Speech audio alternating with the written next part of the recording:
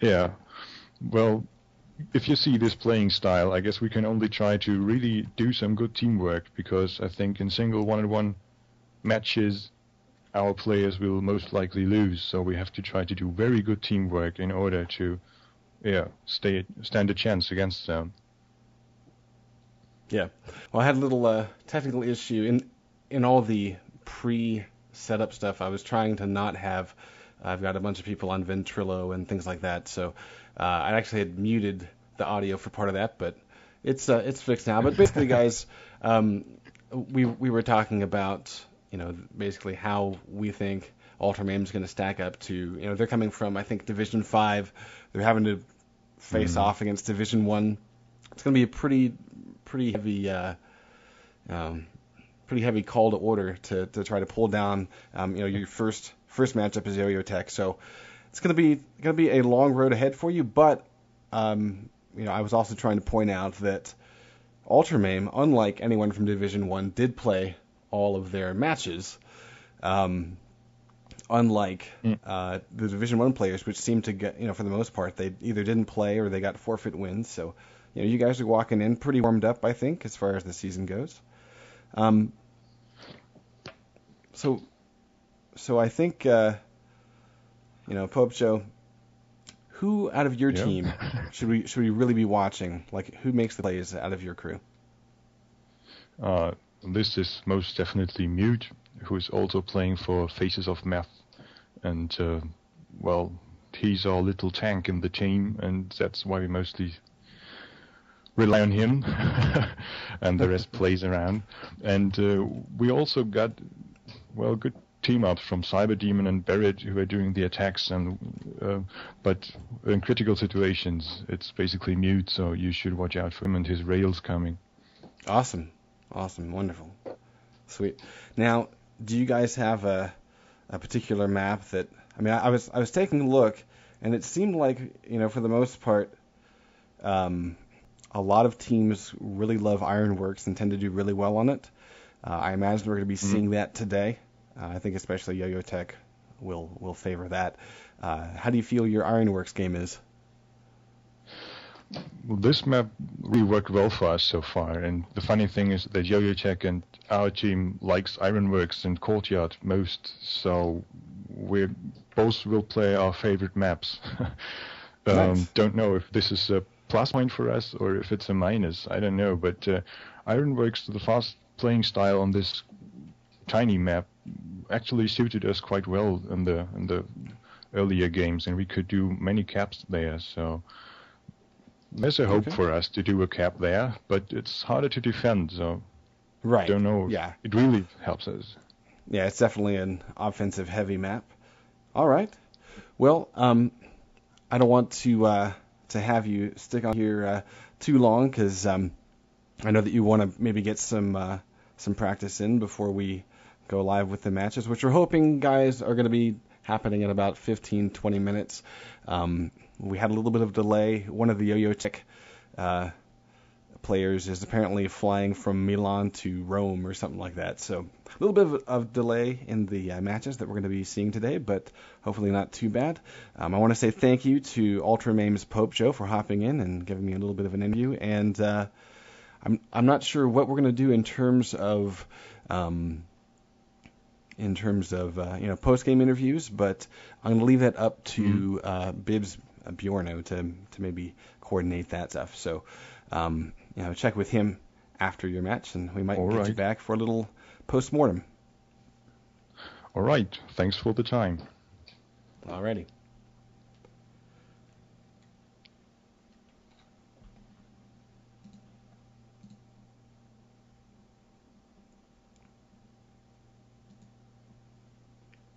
All right, guys, so we're going to get a few things together in the next couple of minutes. We might bring you another interview. We may not, but we're going to be chilling, if not, for about 15 minutes before we can get these matches underway. But I think in the meantime, one thing that we can do is we can take a look at the standings of these teams.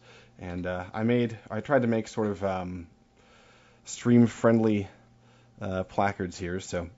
But as I can see, you can really tell, like YOYOTech, their entire division, They literally played 3 games. They won them all, and they dropped a map to Virtual Gaming.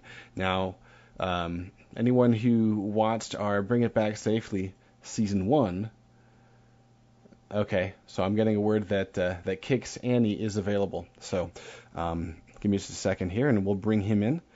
But as you can see, Virtual Gaming, they got second place last season, and they were beat out by LowLandLions. So YOYOTech has already been able to defeat last season's number 2 spot, although they did lose a map to them. We are going to be seeing Kick Esports Club. We're actually going to have an interview with Kicks Annie in just a few seconds, but YOYOTech already really strong, pulling away 11 caps against Kick, and they decimated Prime pretty well, 8 caps against. ultraMAIM, as we've seen, have definitely played the most rounds this entire season, coming from Division 5, and they've made a place at the table for these semifinals, so kudos to them. LowLandLions, they have played Kick, and they've played Prime. They dropped 2 caps per matchup, but never dropped a map against either team. So that kind of gives you a little bit of a heads up. LowLandLions, of course, is the reigning champ from Season 1, and we're going to see how they do.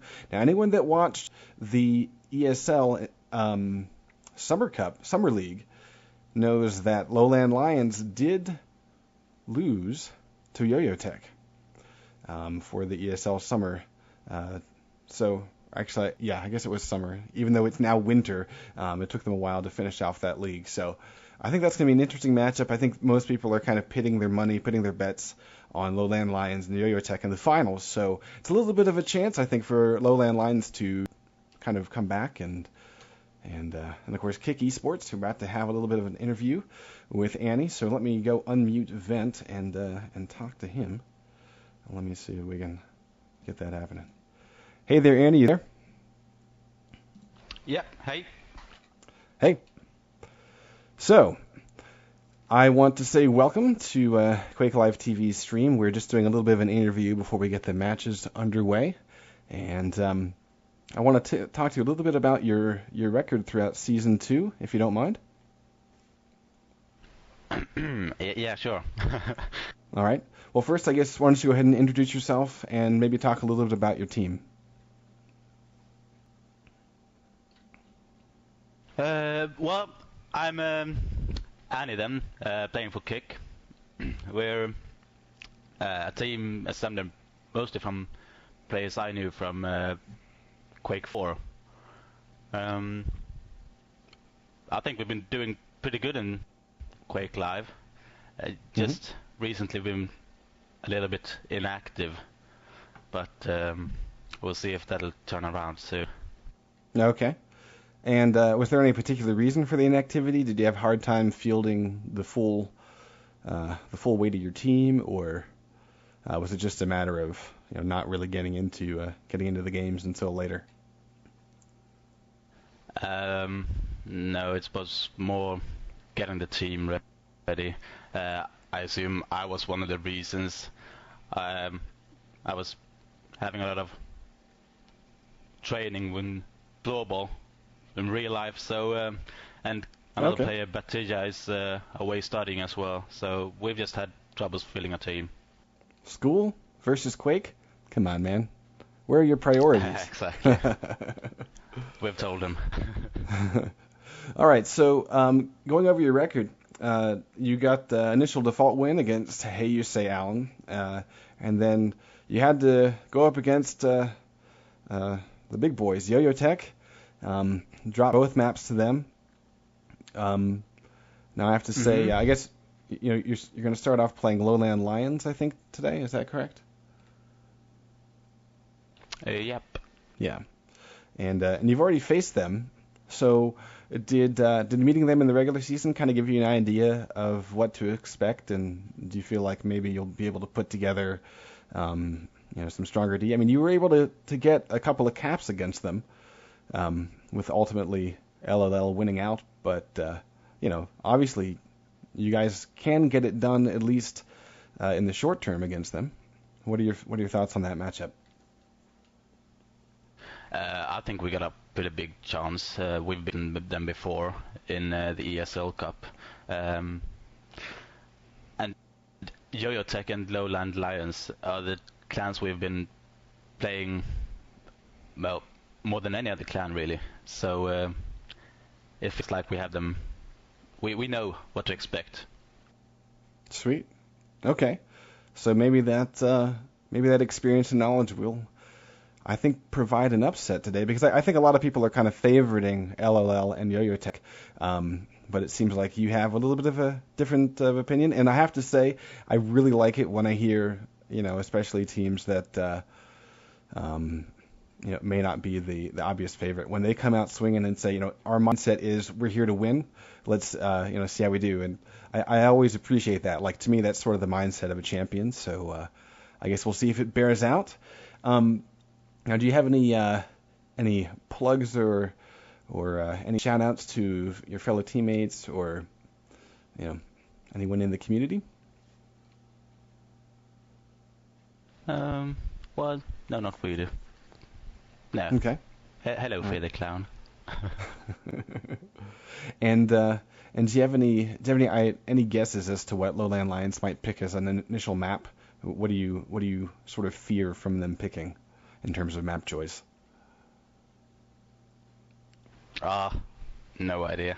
I think they're pretty even and strong on the main 4 maps, I'm gonna say, because C3's never really played, is it? Right. Yeah, okay. So any of those, and we'll take them any. So. Okay. Well, and how do you feel about the most recent patch? I mean, you guys have only had, really a handful of days, if your team isn't in test, to check out the new hitboxes, and of course the differences in the lightning gun now having 0 fall off does a full 7 points of damage no matter the position between the players. How do you feel about that? Personally, I don't really care that much. I just spam and hope it hits anyway. But I know that players like NVC, NRT, and Abso, they are such great aimers, they will hit everything anyway. So I'm feeling pretty confident about that anyway. Okay, cool. So there's nothing that really sticks out, and you're not, I mean, I mean, with the answer you gave, I can't really do too much with it, but yeah, so it sounds like they're pretty positive as far as you're concerned. You like the changes. Of course. It's good. All right. Sweet. Yeah, I happen to love the changes as well. Well, I guess we'll go ahead and let you go. And folks, if you're listening on the stream, we are attempting to get YOYOTech Solar on for a bit of an interview as well. But I want to say thank you to Kix Annie. Thank you very much. And looking forward to seeing your match a little bit later on in the day. Well, thank you. All right, guys. So, we do have Solar on.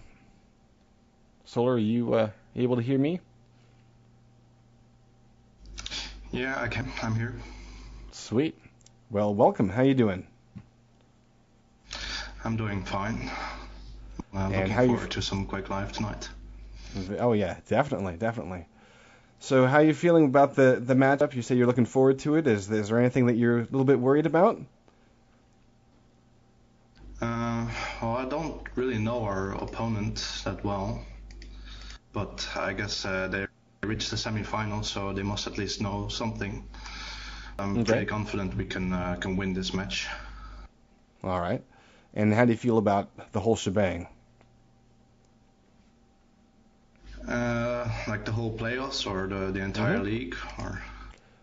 Well, let's start with the playoffs and then maybe talk a little bit about the overall league, considering that at least for Division 1 there are so many forfeit wins. Maybe you can comment on that, but let's start at least just with the playoffs. Yeah, the playoffs, I like it. I mean, like every clan has a decent opportunity to prove its worth and get some streaming time on Quake Live TV, even for the lower divisions clans. So it's nice for them to be in a bit of the spotlight as well. Mm-hmm. I don't know, like Sunday is perhaps not the best time, especially at this early time. Us ourselves are scrambling to get 4 people at this time as well. But so many dual cups like the YOYOTech Cup and other cups running. I mean, Sunday might not be the best time. Overall, right, with the AGP points and the coverage, I think it's nice that they did it this way. Yeah. Well, and that is something I haven't quite mentioned yet. I was going to use that as filler for once we complete the interviews and start to get the matches underway. But yes, the Bring It Back Safely Season 2 playoff, all the top teams will receive some AGP points, and I believe I actually have the breakdown of said points. Give me 1 second to figure that out. Yes. First place gets 1,000 AGP points, second gets 600, third gets 400, and fourth place gets 320. And so for those that aren't aware of what AGP is, it is basically an association of gamers, and the idea is to create a series of rankings that weight things like whether or not a league is online versus LAN, whether or not the competition is sort of at the pro level, things like that. So it's a way to finally get true rankings across leagues and across game types and things like that. So I think it's a really cool effort, and I think it ultimately, if enough players and leagues get into it, it means that we'll have a really good idea of how seeding should be done. Because a lot of times, like, say, for example, you've got the likes of LowLandLions facing off against Virtual Gaming in the regular season, kind of go, okay, well, they were in the same division, they had to eventually play. But it does kind of make you scratch your head just a little bit. And so my hope is that organizations start using the AGP ranking in order to assist them with their seeding, because I think in the end, closer matchups mean better spectacle for people like you and me to watch and yell and scream about. So Solar, what I think a lot of people are favoring your team and LowLandLions as the big matchup at the end of the day. Now, obviously, YOYOTech had a chance to face off against LLL for the ESL Summer Cup or Summer League, where YOYOTech were able to defeat LowLandLions. But if I recall, the cap margins, I think you won by 1 cap on each map. Is that right? Yeah, it reminded me of old Quake 3 times where you basically win with 1 map, 1 cap, and be happy about it. Yeah. Exactly. But especially CTF2 really reminded me of that. Like, it was a real fest. Everyone was rushing mid, playing quite defensive, and only doing stacked attacks with medkit and red armor. Yeah, I mean, it was honestly, I was able to cover that, sort of a last minute thing. I was sick that day, and I've been sleeping forever, so I was just, wired and wanted something to do. I'm like, oh, okay, let me go shoutcast something. And I think it was a great preview of what could be. Clearly, the teams are very close. Only winning games by 1 cap is pretty rare. And for it to happen, I think on all the maps, that was pretty impressive. But that I think gives us a little taste of what's to come, given the favor between you and LLL. So, is there anyone on LLL that you're really worried about, or have you been able to kind of review demos from that summer league and you feel like you're going to be able to put together a more solid game? We're going to see some runaway caps? Well, it's a pity for LLL that Vertex especially is inactive, because he's been always a great CTFer. He used to be an attacker, but I think he's gone to midfield / defending position now, where he still is really annoying with his reel. And Forever is really good at attacking when he has power-ups or has a decent advantage over a defender. He'll just exploit that advantage, and he'll just be out of base in a second. But their current team, like Demon, is turning out to be a really solid defender, and Draven is just overall really good with his dual experience. He probably is the kind of guy who knows what to do at what time and at what position. So I think they got a pretty good all-round team. Right. Now, I'm not sure if their amazing pummeler Impulse will be there today. I know that he was not there for the ESL Summer League, but if you recall, Impulse had a lot to do with LowLandLions' number 1 spot for season 1 with that amazing CTF pummel. 8, I think it was. Yeah, Siberia. At the Red Against Armor. Virtual Gaming, yeah.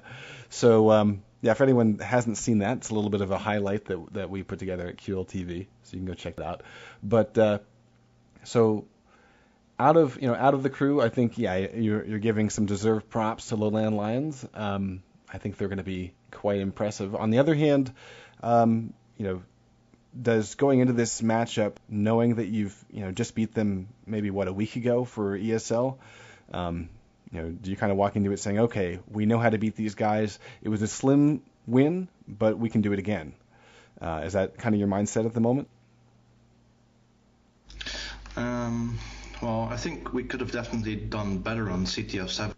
I mean, it's our favorite map. It's a really offensive map, and we really tried to play offensive as possible, unlike Quake 3, where we were accused of being very defensive. But we really like C7 and played offensively. I think we could have gotten more caps out of that. If you watch the demo or the stream, you'll see Calypt getting to the mid like 3 or 4 more times, which basically could have been a cap if we played a little bit better. But CTF2 we don't really have that much experience on high level. We just go to mid, keep mid, and hope that someone with a decent stack comes over with the flag and everything falls into place. So yeah, the only maps we're really comfortable on are like CTF 7 and CTF 10, because CTF 10 is such a straightforward map. It's just get your power up, get geared up, get into their base and try to get out. You can't really think of a impressive tactic there. It's just everyone plays the same. Right. Yeah. Okay. Cool. Well, one thing I noticed in the Summer League for ESL was it seemed like YOYOTech got a lot more touches on the flag than LowLandLions across all 3 maps. I think that sort of never letting the pressure up on the defense made quite a bit of a difference. And so I'm curious to know if LowLandLions will be able to sort of plug that leak and maybe give you guys a little bit of a stronger we play showing. for that tiny hole. Like you can feel it when you kill the defender on CTF 7 and you have 2 people in their base immediately after again. The defender is on constant pressure, and then you can just feel it that you can ramp up the pressure, and then we sometimes have 3 attackers in their base, and then it's just on. Then the cap should be streaming. But for LowLandLions, it's of course a lot harder than other teams. Yeah, definitely. So I think we're going to let you go as I believe my co-host has arrived, and we're going to be able to get these matches underway pretty soon, guys. I want to say thank you to Solar for hopping in and offering a little bit of an interview.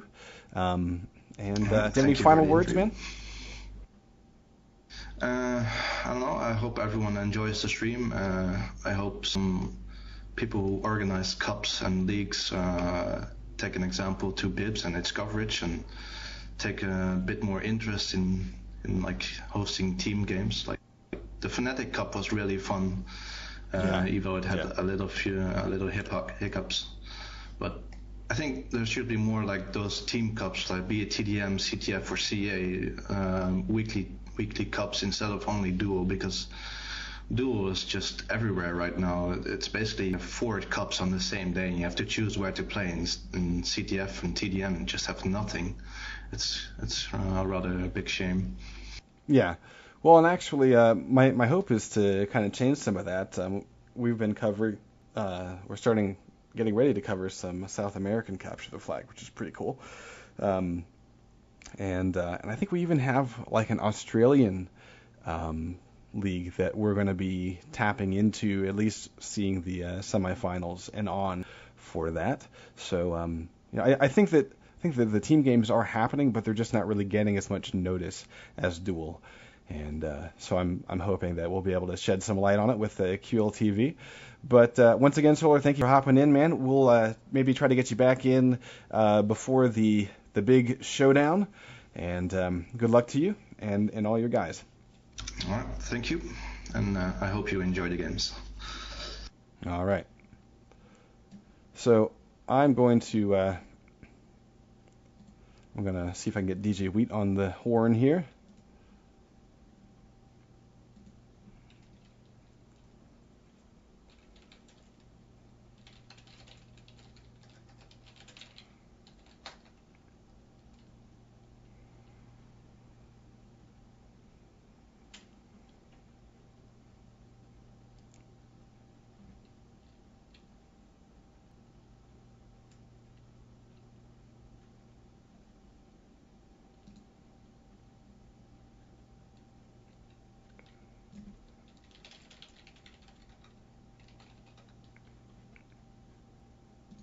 So we'll see if we can get djWheat onto the stream. He was busy doing some family stuff. He took Mini Wheat to go see Santa and all that stuff. So really cool of him, and I'm sure that Mini Wheat loved it. And we'll see if we can get Wheat on here.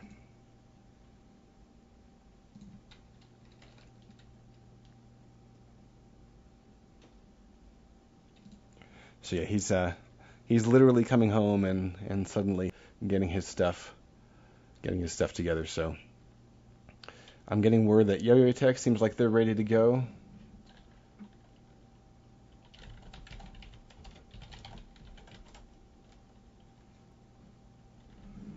So I'm going to try to get some server info.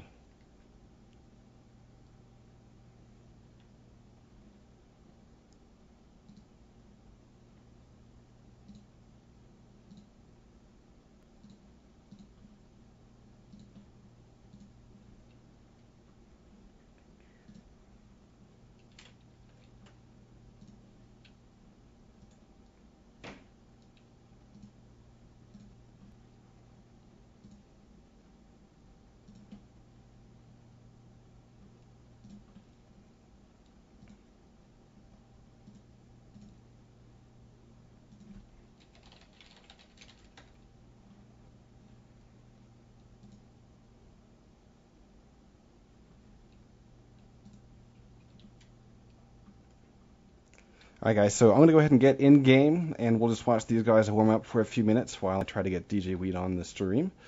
And, interesting. The person whom you're trying to reach is currently unavailable. Please leave a message after the beep.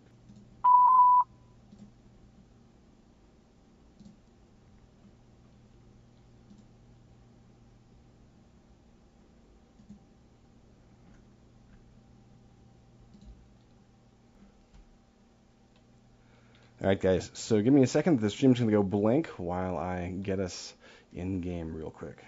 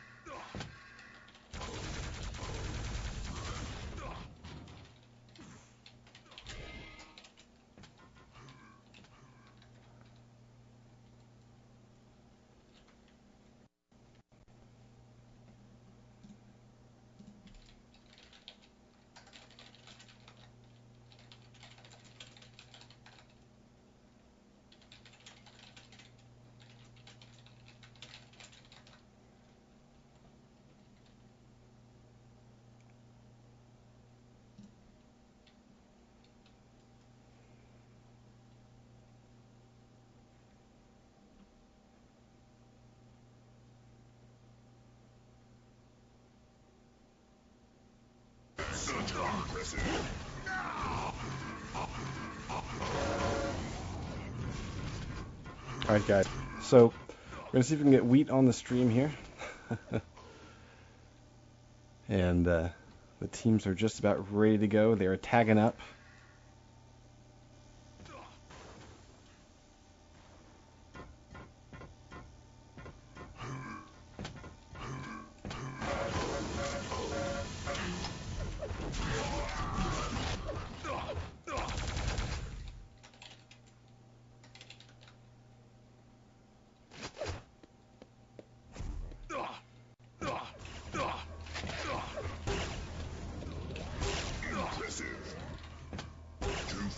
In 2 seconds.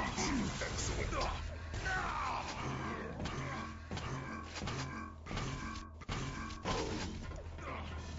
Impressive.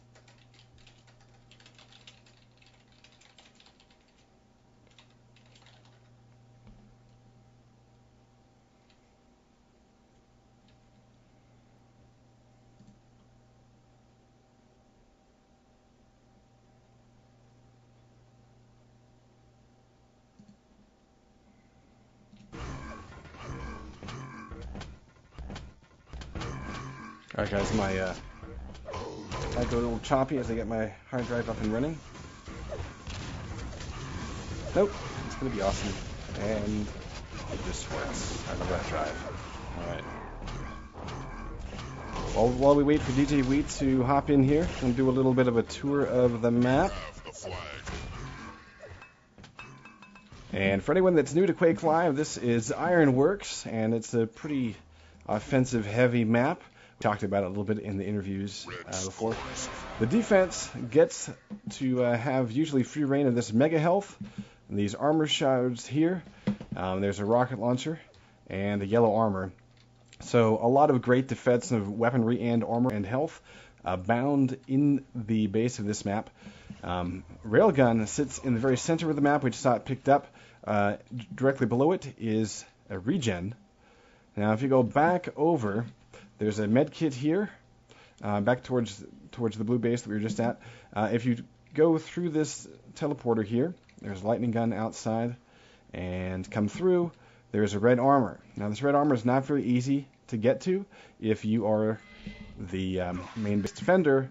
You can do like a series of rocket jumps here and here in order to grab it, but it really pulls you away from the flag a little bit too far. And so if you try to get that yourself as the main base defender, you're just not going to get there and back, and a lot of times you can get your flag stolen. So what you do is you basically set one of your 4 players to do a circuit to grab that lightning gun, grab the red armor, drop the lightning gun off to your main base defender in case he needs it, and just continue doing that throughout the course of the map. And what that does is it makes sure that you are never giving that red armor to your opponents, who will, obviously use it to destroy the main base defender. So it's really critical that that red armor is never given away to the other team. But we'll also see at the very start of the match, usually, teams will basically rush to try to steal the other team's red armor, and that can really offset the balance of the opening minutes, and could even force a quick cap if it's done well. So this map is very fast. You can see caps as fast as 6 seconds, excuse me. If the carrier grabs the flag and does like a double rocket jump across the map, you can see really, really quick caps. So hopefully we'll see that. Let me go check in with djWheat and see if he's ready to go.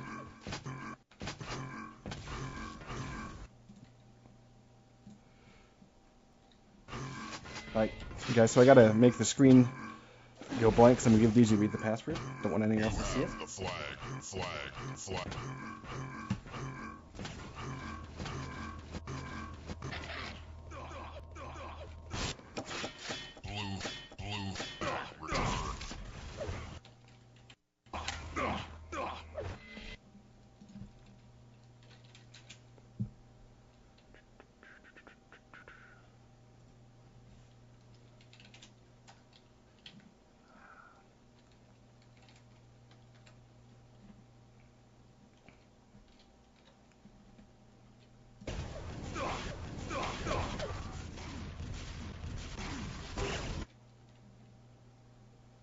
All right, Wheat, so are you on with me, man?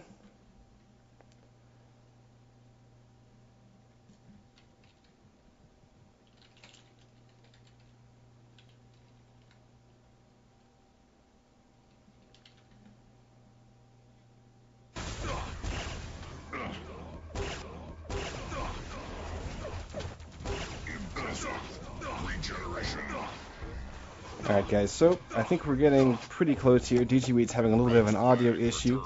He has been able to join the Skype call, but not getting any audio from him at the moment. But we're one step closer. He should have server info and all that good stuff, so hopefully we'll get that sorted out in just a second.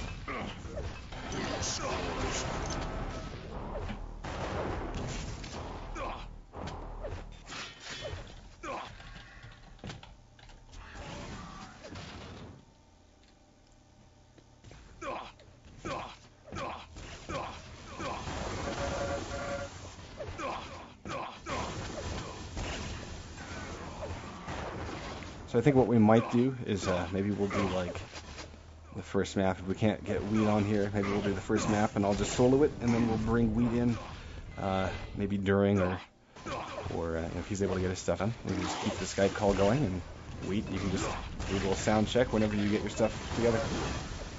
I think that'll probably be the way to do it.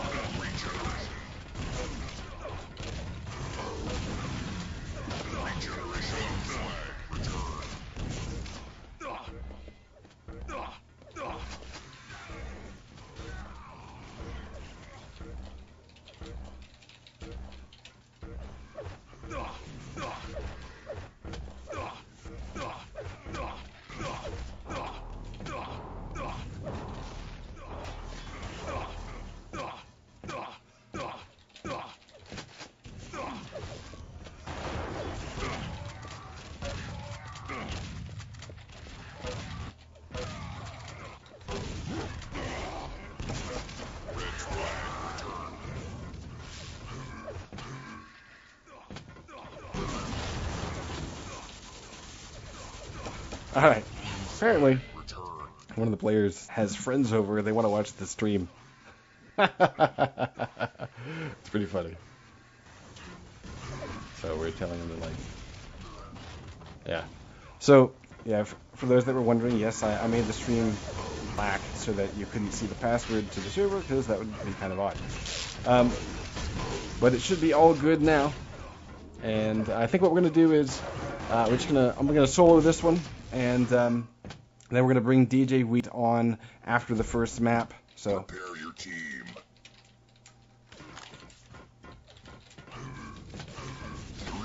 I'll talk to them later. All right, we're going to go live, guys. This is it.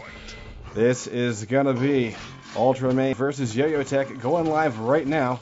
And I'm going to take a look at positions for ultraMAIM. I have an idea of what YOYOTech is already going to put together, because I got the pleasure of streaming them live versus LowLandLions just about a week ago. So looks like Mute is the big man on campus for defense for ultraMAIM. And we're going to see if there's going to be an initial attack before this regen spawns in just a few seconds. Looks like there's the LG drop-off as suspected. And I haven't seen anyone come through the water, so this will be a little bit interesting. Regen goes to Calip, and he's going to take it back to his own base while he lets it bring him back up from near death to full health. And instead, without getting armor, this could be interesting. A bit of a push without armor makes you wonder, but we'll see how it goes. Calip is on the warpath coming in, and he's got friends. And we never had a chance to really go down the rosters because of all the technical issues, but we'll do that in just a moment, guys. That regen, the first regen has expired, and great D so far by Ultra. It looks like Mute is going to go up strong, and Cyber Demon, though, is going to get the frag, clearing out that Mega Grab for Mute as he restacks on D. Let's take a look. We got someone in the water, and it's going to be Calip keeping the pressure up, and he does pull down Mute with great LG, but he's going to get blue balled by Mariju, and ultraMAIM will hang on to their flag.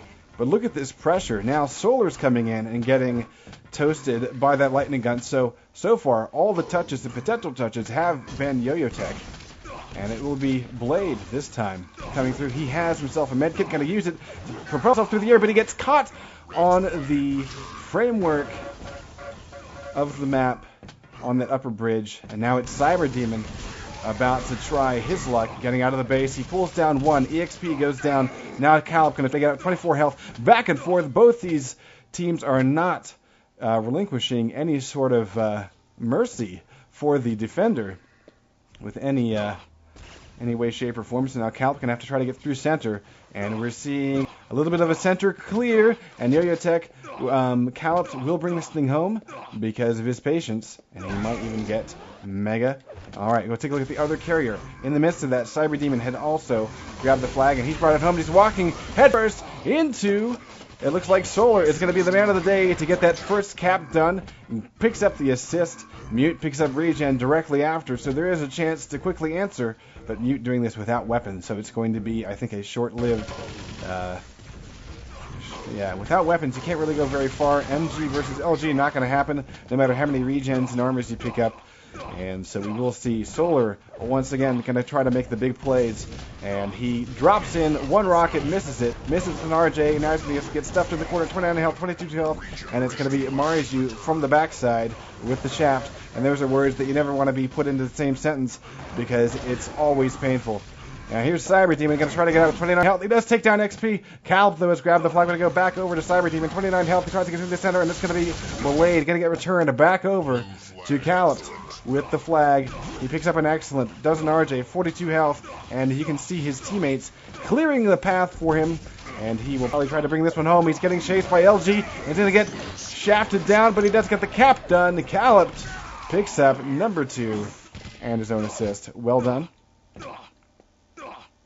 So I think in this quote-unquote ball, not much of one. Calip's already on the warpath again. We're going to take a look at the... If Calip dies, so we're going to take a look at... Yeah, no, he does not die. He pulls down 2 players, walks away with 80 health and 24 armor, and he RJs up after waiting a few seconds. He's got to get through Mute. Mute with the grenades, not going to connect, and he pulls down a Jokey as well. And so that's cap number 3. ultraMAIM now 3 caps down. Solar with a quick rebound, picking up the flag immediately, and he's coming through the center. It looks like all it took was YOYOTech to get that momentum rolling, and ultraMAIM cannot reset. They cannot get their defenders restocked quick enough. So let's take a look. Now Blade's going to try his hand at it. Getting out 55 health. Pulls apart Mariju with a great rail, but gets LG down. Cyber Demon now pushing in. And look at this, no armor though. He's going to have 25 armor at most. Instead, Calip just RJ's off of his face, and he's almost through center. He's being chased down. RJ's again, and it will not be enough. That flag will be returned. So I think finally we're going to take a look at the at the rosters. We got Calip, Solar, Blade, and EXP for YOYOTech. Flag still not touched. On ultraMAIM, we've got Marju, Cyber Demon, Mute, and Jokey 8. I don't know. It's Jokey I with an 8. Calip rocking out with the flag. Gonna try to get past. Yeah, he's through mid because you can see Solar holding down that mid area, and it's the front part of the mid area indeed. So that's a quick and easy run. And we got a little bit of a pause because we dropped an ultraMAIM. Potentially a rage quit in the middle of a semifinals. Yeah.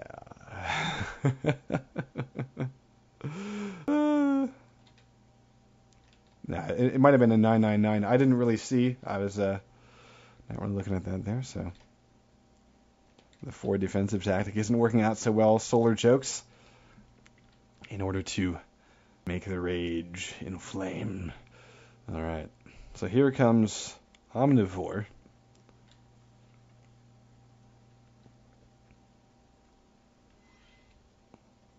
So we're going to see he hops on, he tags up, and I think we're going to go live in just a few seconds here. And so now the roster for ultraMAIM is going to be Mariju, Cyberdemon, Mute, and Omnivore going live. We resume right now. YOYOTech's Blade getting plasmid in the face, but he answers with a rocket, steals Red's yellow armor, and that's going to give him the ability to rocket jump if he needs to in the center area. The armor has been reduced to a mere 13 health. Blade coming through, though. Again, center held down. But here's the chance for the turn. It's Cyberdemon with 45 health. It gets it back, and they're going to try to wait out, looking for some resources before he goes on the move. Calip going to get spotted. Single rocket, and his armor will save his life here. Now he moves towards center, takes down Mariju, and Calip is on the way. That's cap number 6. And Calip once more self-kills in order to restock very quickly. And you can see he just doesn't even take a breath. He gets a telefrag against Cyberdemon, steals that red armor, and now he'll have to do this with just an LG. He goes deep, and now he's going to try to come out, and you can see all 4 ultraMAIM in this flag room right now. And it looks like Mute's going to pull down both of them. Take a look at accuracies for Mute. He's rocking 21% LG, 50% rocket. Cyberdemon picking up regen. And he has stolen Blue's red armor. This could be a chance for ultraMAIM. He's getting shot back, though. That's 2 rockets to the face and shaft in the ass. And he will go down. So when it's needed, YOYOTech falls back on D. 6-0. And I don't really see... I think we'll probably see the cap limit here pretty soon. We're waiting for Blade to get this red armor before he goes on the attack. Calip's going to grab the flag and get things in motion. But, of course, with him dying, you can see there were 2 players there, so we're probably going to see a quick grab by Blade, and he's going to get it low because we saw both of those ultraMAIM chasing down that carrier, so he can get through this. He has a little help from Solar, picking off Mariju with the rail, and here's cap number 7 with a nice teamwork play by YOYOTech. Oh, lifting rails, though, Blade. Now he can see that he saw the 2 players coming in, so he's going to go help his defender. I like that play there. Solar grabbing the flag, 51 health, and looking for an exit. Mariju coming up. Oh, we're going to see another pause. We lost Mute. Yo. He says, "Hey, Wheat, what's up, man? How you doing?" Hey, what's up? Sorry about that. Not a problem. And just one thing plugged in wrong this morning. Maybe plugged in before the morning coffee, and my apologies. But no I think I'm in. Yes, you are. I've got my spec copied over from the laptop, so I'm excited to be here, dude. Bring it back awesome, safely. Dude. Yeah, and you didn't really miss much. It's about 8 minutes burned away, 7 caps for YOYOTech. ultraMAIM sitting at the goose egg, and they've lost player, and I think this may be GG's. I think ultraMAIM is giving up the ghost, and Solar is saying, "Now you won't get AAGP points. Think wisely." So oh wow, it's been So this one looks pretty devastating. Pretty yeah. But are you surprised by that? Sort of, but then again, not really. Like, we brought on Pope Joe from ultraMAIM, and he was like, "Well, think about it. We're Division 5. We've clawed our way through like 6 different opponents, but we're going up against Division 1, so it'll be a bit of a stretch for us to do well." I would have preferred that they stuck around, and but what can you do? Right. Yeah, there's not much. I mean, sometimes you just have to concede and, come back to fight another day, I suppose. Yeah. Now, are you saying like the entire semifinal here, or just this particular map? From what I can see, ultraMAIM is leaving the server. They have 2 guys on right now, so I think we may. I mean, hopefully we can just move on to the other semifinal. Right.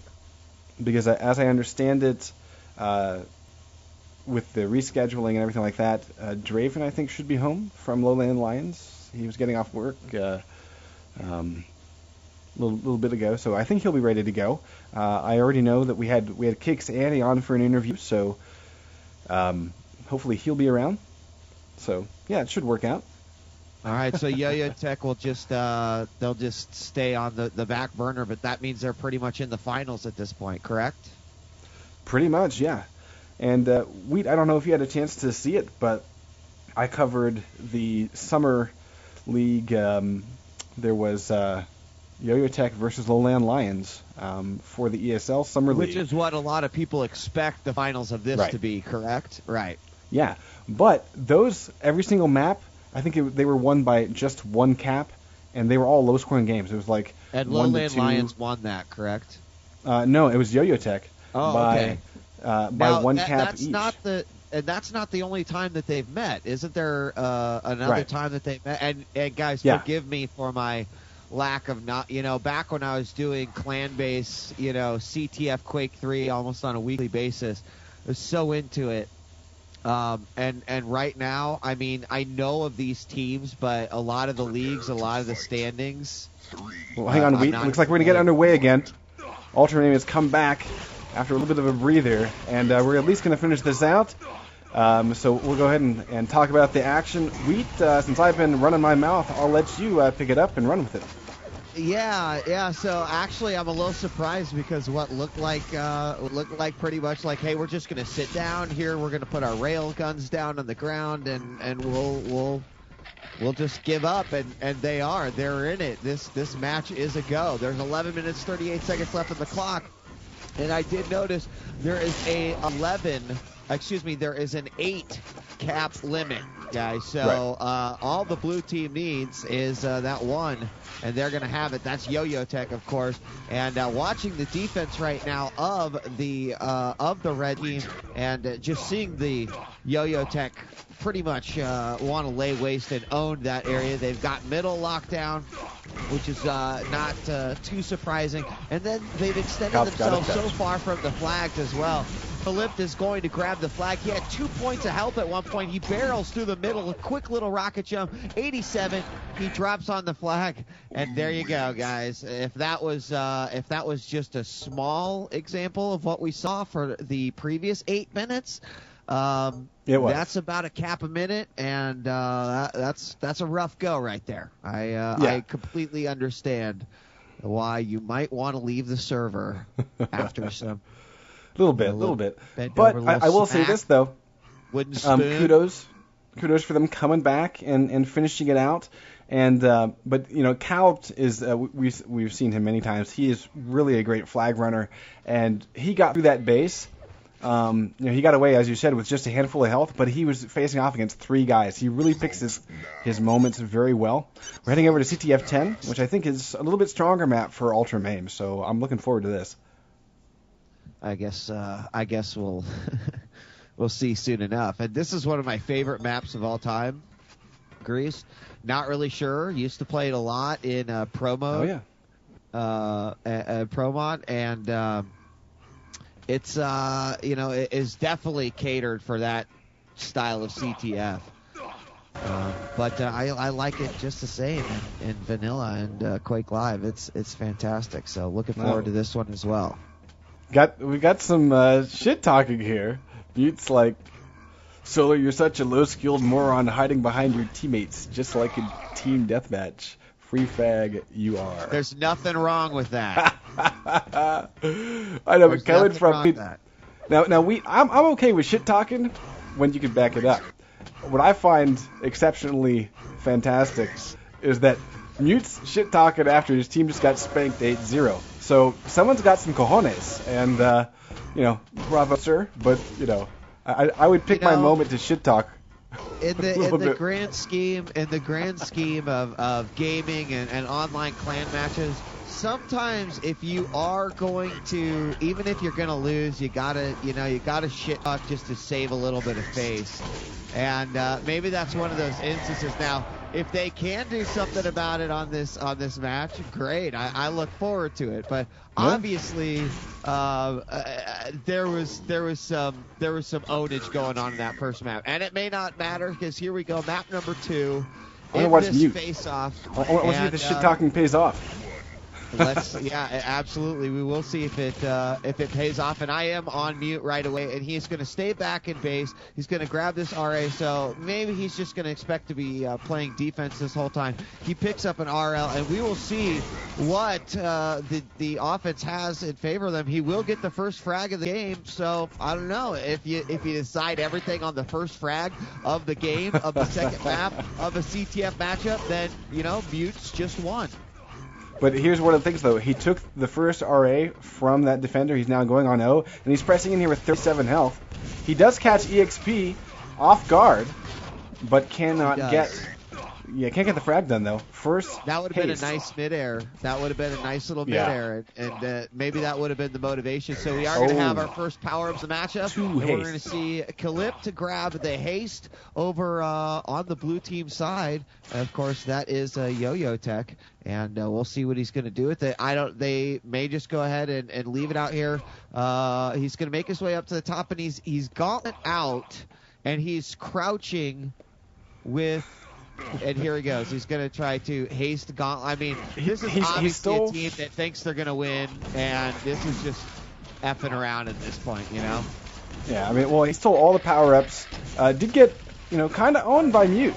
Yeah, and then Omnivore runs in and shows that he actually does eat meat despite his tag, because he definitely just chowed down on a little bit of YOYOTech goodness. So we're going to see Cyber Demon pick up that haste, and let's see if he can get very far. No, he kind of gets destroyed. Calip goes down as well. So one thing I am seeing here, Wheat, though, the very quick movement and flag runs that we saw out of YOYOTech, they're not happening this round. So maybe this is ultraMAIM's chance to kind of get back into this game.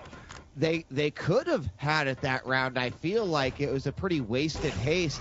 Not only had he gotten his own basis haste, but then he had taken the other teams as well. And it seems like that was 60 seconds of just kind of twiddling your thumbs. Now we do have Kalip, that same player that I was just talking about, with the flag up on top. He's going to easily make it through the middle. He goes right past a defender, and he will land on his flag. It was like two ships passing in the night. Neither of them actually realized that the other was there, and that'll be the first cap. So, what looked like a pretty sloppy start for YOYOTech turned into like, oh, well, guys, let us show you what happens when we want to really play, because that's what it feels like right now to me right now, Priest. Yeah, I would agree.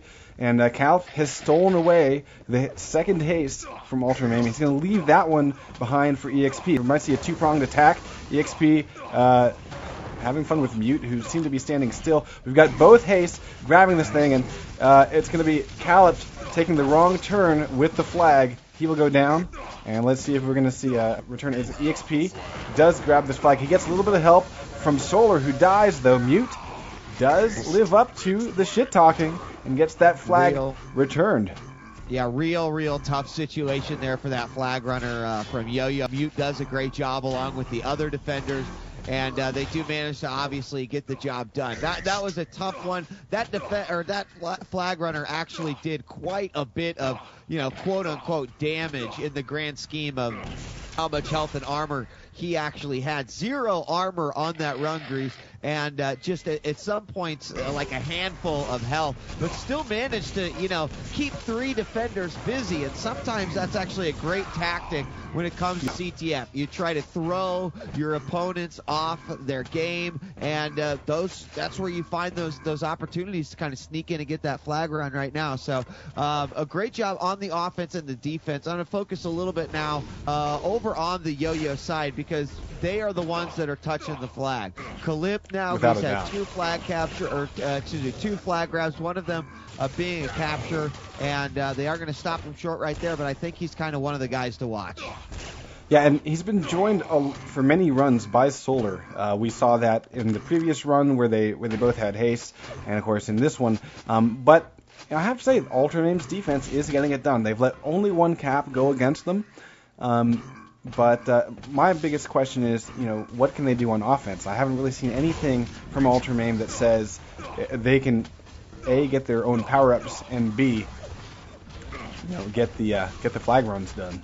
So sorry about here's about another double power-up run for Yo-Yo, and it's not really surprising. They will split it this time, so no 60-second regen. They're going to make their way in right now, and a Mega is going to be picked up as well. This is not good, as EXP is absolutely stacked going into this one. 196, 45, and regens on. He's going to find a freshly spawned player, and he is just going to make a run for it, quickly go through the middle, and Grease take it home. That's number 2 for Yo-Yo.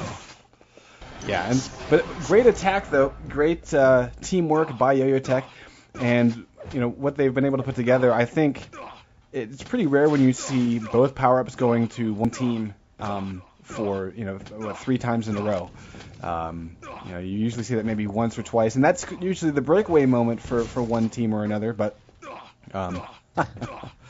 I also want to say that the main defender for ultraMAIM went down hard in that last flag run. So I'm kind of surprised that we're seeing YOYOTech wait as long as they normally do. I'm going to go take a look at Solar's already pressing in here.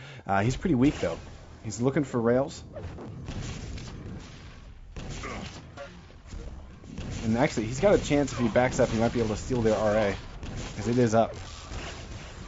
And I think that's exactly what he's going to do, as he scoops in there with the rail kill and grabs it. Now would be a great time to go for that. A nice job. Great defense there, and he will go for a flag run here. He's going to make his way out with Kalip, and here he goes up through the top. Pretty much a standard route here that he'd want to be taken. He's going to be a lot slower than that Yo-Yo team, but he will manage to get it out here, and I think with success, as he will give it the third cap of the game. And it wasn't as fast as his teammate there, but it was still a flag cap. Yeah, and here one of the main things I'm seeing is that we're finally starting to see some unending pressure by YOYOTech against the ultraMAIM defense. Haste picked up and traded. Blade grabs it. So now again he has both. Oh, wow, look at that. All 3 of them. LG's trade. He's not getting away. That flag's returned.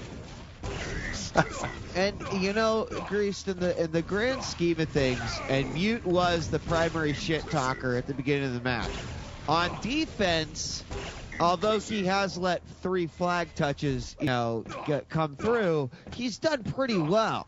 I think it's kind of the offense of that's really what seems to be lacking right here. The offense of YOYOTech has been phenomenal, and here comes Kalip with yet another one. He'll go right past BLD, and he'll run into his own teammate there, but that will make it number 4 as he just casually drops down. I mean, that was like Sunday drive down Main Street right there.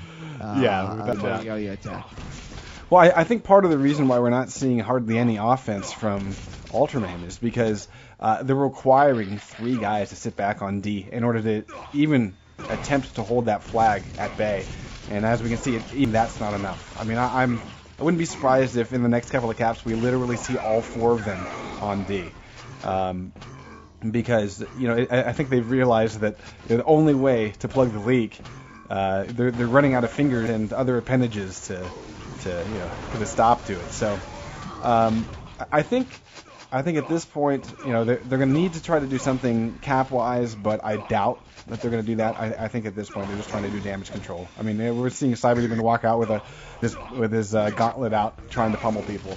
Again, both power-ups going to YOYOTech. And Mute will once again prove himself sort of in the middle, although he'll get completely electrocuted going up that jump pad, getting nailed with that lightning gun. And EXP will go in once again for the shot. 2 defenders, but he'll still make his way up, killing 1 on the fadeaway. And he'll make his way up through the middle. 2 guys there to support him easily into his own base. That'll be cap number 5 as they pretty much seal the deal on this one. If this was Lord of the Rings, this is definitely the Return of the King right here, because there's no turning back. That ring's going in, and it's a done deal. 5-0 right now. 10 minutes left to go, but if they keep up at this pace, power-ups or not, Grease, I'd expect us to be done by 7-10. Yeah, perhaps. We will see. Of course, my timer actually it counts up, so we're just rounding. Oh. Yeah, just rounding the halfway point though. But I'm gonna go watch. We haven't really.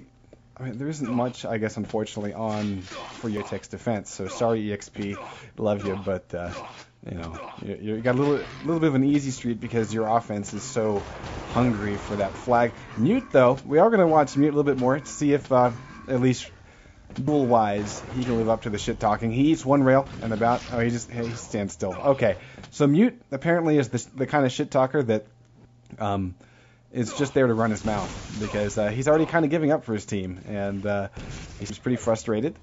And I really don't mind shit talking, but I'm the kind of person where I don't do it unless I really know that I can back it up. Yeah, he did kind of like stand still and lay down on that one. And, I guess that's kind of what you get. Once again, YOYOTech will get both power-ups. Solar is inside the red base and just waiting for an opportunity. He will actually go down, but EXP grabs the flag despite some attempts there by UM to go for some rocket jumps. They will just push XP with a rail, and that will make it 6-0. 2 more flag captures, and that will be game over here, and we will be moving on to semifinal number 2. It is currently 6-0 for YOYOTech, who won game number 1, and it looks like I will be off because, well, Cyber Demon got a touch, guys. We had a touch. And if touches were caps, they would be winners. Well, they'd still be down by 5, but looks like I'll be about a minute off unless Solar can do some quick work here with this flag. I think it's going to be a little tough as he's stuck in the back, but here comes another offensive flag runner. Very nicely done, and that will let Solar go out from the top. He's only going to have some shards to actually drop that flag. Calypt will pick it up. They'll make a run for it, and they'll have it. There's 7 right there, actually. I could be right on. Another 1 in 40 seconds, and this game will be over. And I do think we'll have power-ups here in just a second. Calypt is moving so fast. Maybe he's listening, Grease. I think he might be going for it here. He's going to try to get it. He's got 26 wants to catch him off guard. Seconds. He knows. Look at that. Blade from above. Rail. Calp getting away with 1 health. Shutting down the prediction. Done. It's over. But look at this, though. Solar and Blade have been harassing the entire ultraMAIM team. And really, they're stealing away all their power-ups and armor and everything. So Mute's going to try to get back to his power-up as it spawns with a mere 38 health. Calp, again, picking up regen. We saw Haste go to another YOYOTech player. So I think this might be the last offensive.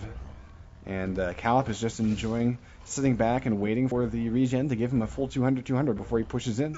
Here he goes. Yeah, and really the only reason why he failed the first time was actually a bad rocket jump. So there he's going to have to do a double rock jump. Great rail there. Not quite a double, but I do think it hit both of them. It did kill one, and he'll go up to the top. And he's going to make it all the way home. He's being a jackass. It's all over. There we go. There it is. My brain hurts. All right. Nice KD for EXP. He died once. Blade died 3 times. And I have to say that's pretty impressive for Blade because he was pressing in on O like the entire game. Stupid, dude. That is ridiculous. Oh, my God. Yeah. So, Amazing. GG's. YOYOTech comes out on top. They hit the cap limit in both maps. So now we're going to be moving on to LowLandLions versus Kick, which I imagine will be a little bit closer. But again, guys, just as a reminder, ultraMAIM, they fought their way through like 6 or 7 teams from Division 5 and never dropped a map. So, I mean, they might not be on Division 1 skill level yet, but they're definitely getting the experience. And we've seen a lot of teams over time. They come back and kick ass. So I'm looking forward to see. Hopefully they can take a look at the demos and maybe this broadcast and talk a little bit about what they can change, and hopefully we see them next season. Oh, I mean, they can't let one loss get them down, especially because this is the beta of a game that will likely be around forever. So keep on keeping on, guys. Obviously, there's some skill there, despite the fact that there was some amazing performances over on the YOYOTech side. I look forward to seeing what the next semifinal is going to bring, and of course, if it's going to be Yo-Yo and LLL in the finals, you can already tell that this is sort of a taste, and I think it's going to be pretty amazing. I don't know. Yeah. That's assuming that LL wins the semifinal matchup. Perhaps, yeah. Now, I'm going to have the stream go blank while I toss you password info and all that good stuff. So we're going to go ahead and get directly over to the other game. I believe it's ready to go. So, guys, sit tight, and we will get this underway as soon as possible.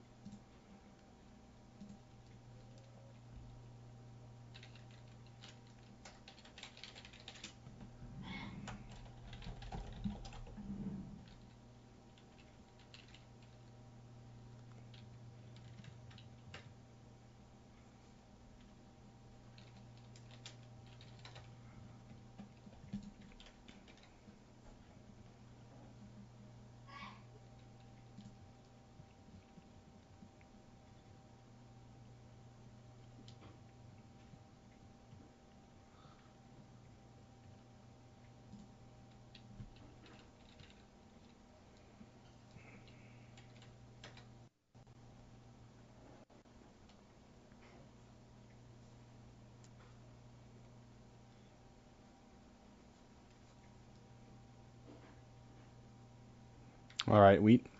I tossed you the password. Let me know if you see it's the server in Frankfurt.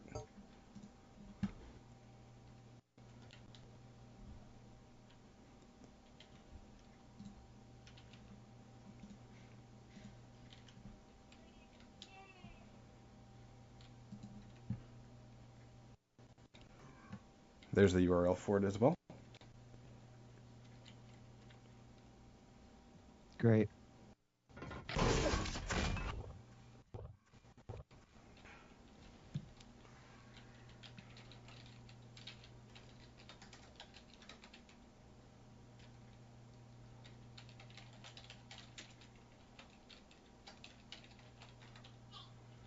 Red leads.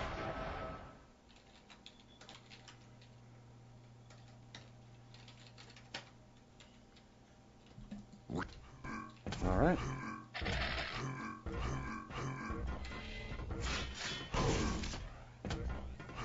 I think we're all set here.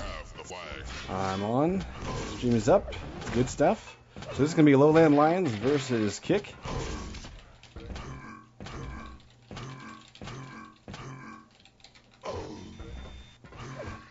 And Wheat, I think this is going to be a little bit closer matchup. Just based on the standings, Kick did pretty well. However, they've already met LowLandLions in the regular season, and they were able to get a couple of caps away, but weren't able to secure any maps. And so I was talking with Annie for the little pregame interview we did, and he was saying, well, we've gone back and taken a look at how we played against them, and we feel a lot stronger about this matchup. We feel like we've been able to learn a lot from how we played them. So I'm really looking forward to seeing what Kick's been able to put together, and see if they can do a little drop kick against LowLandLions. Kick some. You can learn an awful lot just by playing a team one time. You can watch demos all day, but you play them, and it becomes a different game. We see that in Duel, we see that in TDM, and CTF is no exception. Now, I'm not saying like you play against a team, you lose, and then all of a sudden you can win, but if you've got the skills to do so, and you're a team that's composed of the talent, whether that be individually or on a team basis that can work, then things can happen for you. So, yeah, I didn't see that first game, but I like that backstory. That's nice. Yeah, should be some good stuff. Now, I'm going to try to get a decision from the admins here because for those that are aware, and for those that are not, the Intel Extreme Masters 1v1 finals, land finals in Canada, Edmonton, Canada, are currently scheduled to start in about an hour and 20 minutes.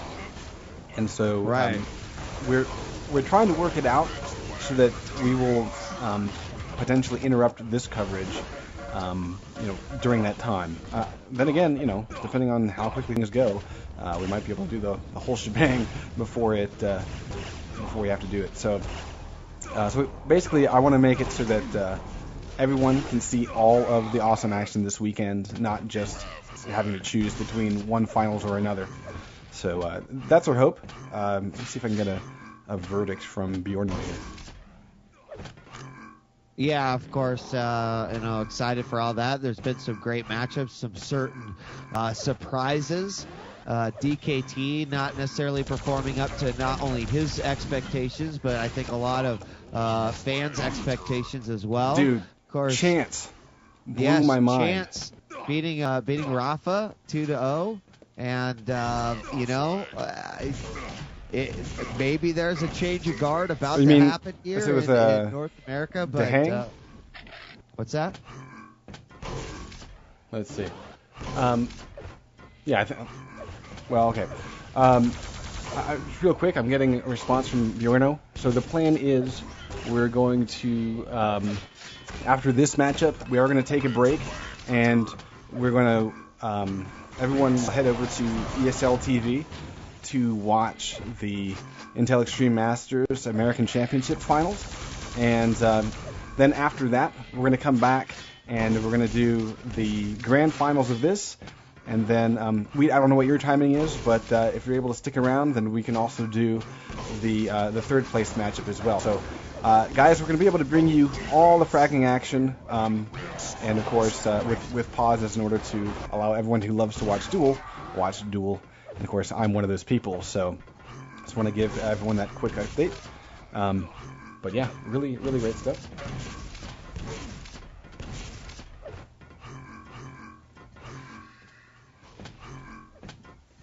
So we're trying to find out whether or not Intel Extreme Masters are going to be on time, because if they're late, then we could potentially do everything. That's my worry, is that we break and then they're not on time, and so it goes too late, and then I miss. I don't want to miss these finals. Right. And so anyway, I just always just trying to make sure everything can fit in. So. Well, and I kind of agree with you. I think maybe we should go just straight back. Yeah. Yeah, I think we should get going. We'll cross the bridge when we come to it. We obviously can't totally predict the future, so let's do this.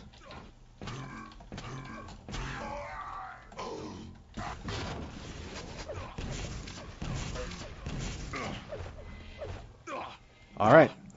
So I'm letting everyone know that it's actually the first place matchup for Intel Extreme Masters is being played first. So potentially we could, if we have to miss a minute or two of that for grand finals of this, that's worth it, I think.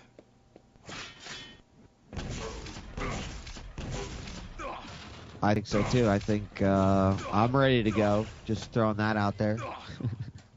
Yeah. Seeing if LLL is ready. They have yet to press F3. Kick is ready to go. And Demon is the first guy to press F3. So we might have this thing going live pretty soon. But I think we will see a pretty different matchup between these teams. And Keyball says, "Ready up, bitches." That's a good way to do it. Durful. That's how I roll. There you go. Yeah. Just replace what's with ready. And there you go.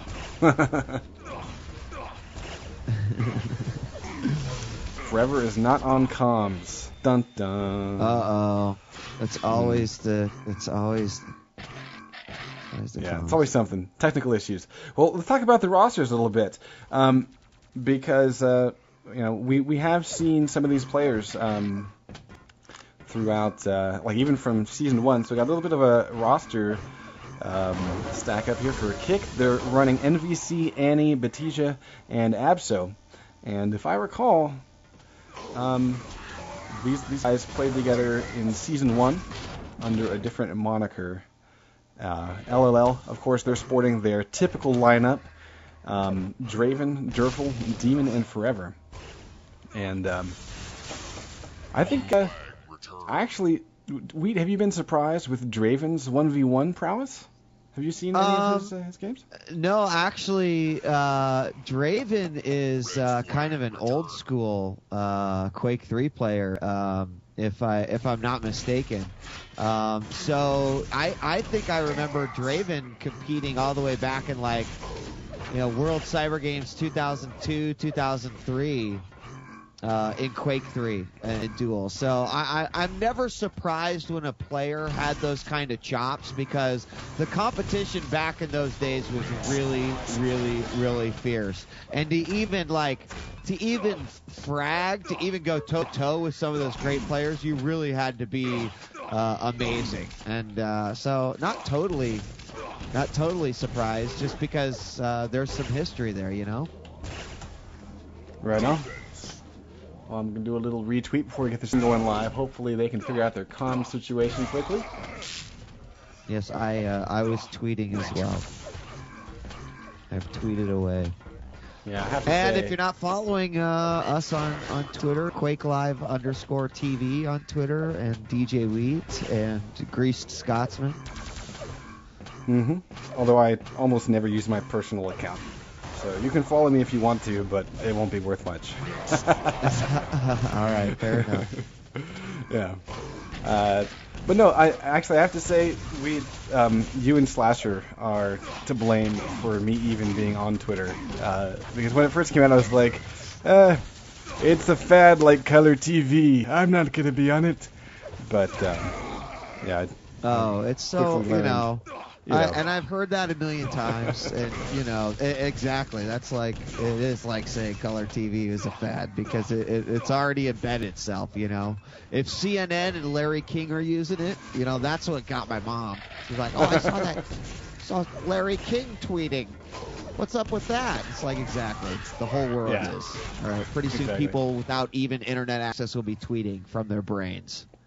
So, just accept it, people, and then create an account and follow us, and you will get small tidbits of information about awesome stuff all the time. Yeah. Well, I have to say, for example, Greased, just yesterday, followers of Twitter not only learned that today we were having some Quake Live CTF, but also got to see the Mini-Wheat decked out in his new Transformer helmet and Transformer cannon, and it's actually been a lot of fun, dude. That is yeah. Now I have to say, Mini-Wheat, I think we need to start seeing him on some shoutcasts, man. I know that you bring him on for EG. Sometimes unintentionally, but yeah, man, is he gonna be filling Daddy's shoes at some point? Soon he will be. I mean, I think that the first step will be his own show. I think by the time he can formulate complete thoughts, he'll have his own little show. He can talk about iCarly or the latest Backyardigans. I don't really care, as long as he does a show. I think it's it's always been a release for me, so it could be like kids games by kids for kids, man. It'd be awesome. Something like that. Yeah. Something like that. Very cool. And he does game all the time. He plays flash games. He plays games that he can't play very well. Those are his favorite, which is annoying to me. No, but actually that's great though, because he likes the challenge though. I mean, it means that he's not going to be a Halo nerd, right? Well, that's true. And he does like the challenge, but then it's like, Daddy, I need help with this. Daddy, I need help with this. He's been playing Trackmania lately, I was pretty shocked when he finally said, "Daddy, I need help with this." And it was this level. You've played Trackmania, right? Or heard of it? Yeah, man. Yeah, I was in the beta way back in the day. All right, so I got like some history with that game too, being all ESWC and stuff. But there's this one level where you have to like drive straight up this wall, and then you have to kind of drive vertically, and then over to the other side. Right? It's actually pretty far up on the challenges, and he could not do it. And he had to get. I had to help him out with it. But when I did it, and we went back to his medal screen, I was like, "Holy crap! Like you've actually gone through a ton of these." And I don't know, that's pretty awesome. Awesome. So maybe we'll see at some point. Maybe we're going the wrong route with this. Maybe djWheat's going to be the contender. Maybe he's going to be the guy that we're shoutcasting. What do you think? I don't know. He might be. Yeah. Well, all I know is my fiance would definitely tune in for a mini-wheat show. Oh, yeah? Yeah. All right, well, there's one fan. There's one fan, then. Actually, dude, I think we got to watch out, though, because mini-wheat will steal your limelight. That's okay. I'm okay with that. Yeah. All right, so we are seriously still waiting for Forever, who's taking forever to figure out how to fucking enable comms. So, what the fuck? Draven says no comms are fine. That's... Yeah. There we go. All right, well, here we go. All right, so comms or not, we're going live in 5. djWheat, you want to take us away? Yeah, absolutely. Here we go. 3, 2, 1, and I'm going full screen, and I'm sure we're already in this game. There we go. Fight. And I actually started with NVC of Kick. He's going to run into Draven right away. Goes to the teleporter. Draven on follow, and NVC didn't quite know where he was when he went through that teleporter. Draven, though, had a total lock on his opponent. Will drop him, his buddy, an LG, and now I'm going to start cycling through here. But real quick, a roster rundown, of course, for LowLandLions. So we got Draven, Dareful, Forever, and Demon. For Kick, we got Absol, Annie, NVC, and Beatja. Is that how you say that properly? Beatja? I think it's Batija. Batija. But who knows? Batija. Okay. Batija. Got it. First We're waiting regen for that soon. first power up here, and we will have a battle it out as Draven will use a med kit in order to take down that very, very healthy LGer. And they're kind of wondering, like, what is going on here? It's going to go to the last second, and it literally is.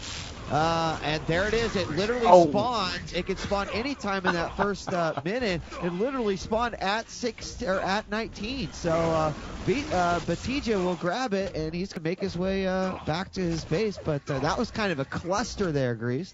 It really was. And Batija's doing this with 0 armor. He has the regen, but he's going to try to get a med kit. I think he was the first to get it on his team, so he's waiting for it to respawn. But at this point, regen's gone. He has a med kit, though. No armor still, so he can be rocketed twice, and if he's not quick enough, there's one. Still got 180 armor, health, rather. No armor. But this is the first real attack that we've seen. Yeah, he's going to get some speed, and railed denied right there. Batija will now get hit in the back. He uses that med kit, still managed to make his way up 7 points of health. He will get some help from a friendly here. Finds Forever from behind, runs out of ammo, still gets the kill there with the plasma. And NBC with some weird, strange, crazy, like all 4 men getting in there type of a flag attack, because now we've got Absol grabbing that flag. But on the other side, we've got Dareful, and he is going to make his way back. He is actually, no, he was still inside the base. He could not make it out, and he will go down. But holy mackerel, like, what a crazy strat there by Kick. I think they had every single member there. Yeah, at least 3, if not 4. That was pretty impressive. And what really is amazing to me is how in the hell did the LowLandLions guy get stuffed in the blue base? I mean, it should have been pretty much clear. Maybe he didn't know, and that was like, maybe he didn't know that the base was clear, so he was still being cautious. Like, had he known that, and that could have just been like bad communication on LowLandLions' part to say, dude, they're all here, just go. Because maybe it was like Forever's job. It was probably Forever's job to mention that, right? I don't know. All right, regen railed off. Batija grabbing the flag, and he's getting out with 40 health, trying not to get shot from down below. Does dodge, and runs into an MG. He actually kills himself. So Regen went to Abso. Again, no armor though, and this is kind of a rare thing to see. Usually you're seeing the player that's doing the red armor circuit. If you go back to sort of the pre-game map tour that I gave of Ironworks, you usually have one offensive player that's trying to make sure that red armor is never used against the main base defender. And I'm seeing a lot of flags back and forth. No real solid flag touches though. Draven waiting on RA, grabs it. So I'm going to watch Draven. I'm going to stick with him because I think he's got the potential to do something useful. He's dropping an LG for his teammate who's on defense. Runs into Batija, so he's just lost all his armor. He does kill off Batija though. Wow. And he takes out NBC. He's still going to hold it off in the middle. Takes out another one, and this would be a great opportunity for Lowlands to do something here. They are going to make it, back through. He's going to find that RA, and that's to be expected because it was his own. But now he's going to have to trek all the way back to the middle to get anywhere here. There is a med kit waiting for him. So right now, as you mentioned, following Draven, he is the guy to watch. Batija's going to be in the back. He does get railed, but on the way down, does manage to get in a little bit of damage. Now, Dareful is going to basically be identified as the guy that was actually going to do the work while the other guy was, I guess, causing a distraction here. Dareful is being very cautious here. He's in the lower levels. He's got 89 health, 50 armor. He's going to make his way through. Abso nailed him with a rocket and himself, and that will be a quick kill there. Dareful go up that jump pad. Not smart, and the bad news about that was that the med kit was right there. It was right there, and he might have been able to get... Ooh, we got to pause. But he might have been able to get that med kit within the rail reload time. So the fact that the first rail hit really kept things solid. So we have yet to see this thing. I mean, there are no caps, Wheat. Very, very close. Forever says mother. We paused for Forever's mother. Oh, he says your mother. Your mother. Okay. So, because basically, if you ever pause a match for someone's mom, that's pretty.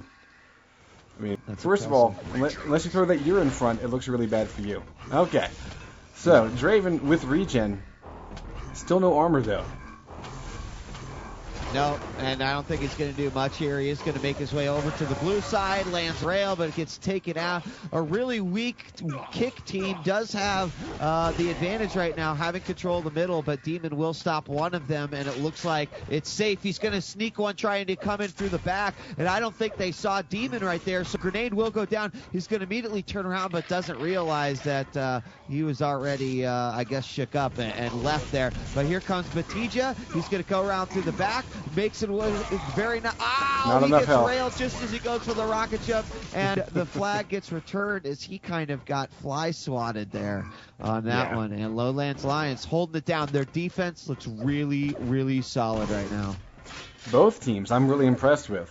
Although we have seen a little bit more offensive play by LowLandLions, so I think that pressure will eventually result in a flag cap, but for right now, Kick is holding it down. Let's go watch Kick. I've been focusing a lot on LowLandLions, but I'm going to watch the NVC. He's poised to try to steal the red armor, and it looks like Draven shows up just in time, keeping it timed well. So Draven is the guy that is running that circuit between LG and RA, making sure that Demon, who is LowLandLions' main base D guy, never has to face off against a well-stacked opponent. Here comes Draven, about to go center.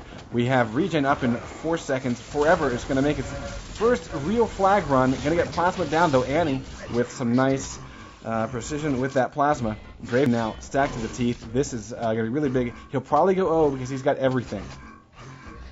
He has absolutely everything. I do want to say that Kick has done a good job getting in there, grabbing the flag, but I almost feel like their runs have been a little micro in perspective. They seem to just be concerned about every little guy. granted, I know you have to be very aware of your surroundings when you're running a flag, but it almost seems like they've been a little too cautious, and that's cost them at least on 2 of the flag runs that I've seen. Now we're going to see Batija come up, and that wasn't too smart as he had his very loud rail just kind of humming away back there. And he will easily get taken out by Demon, who's done a fantastic job.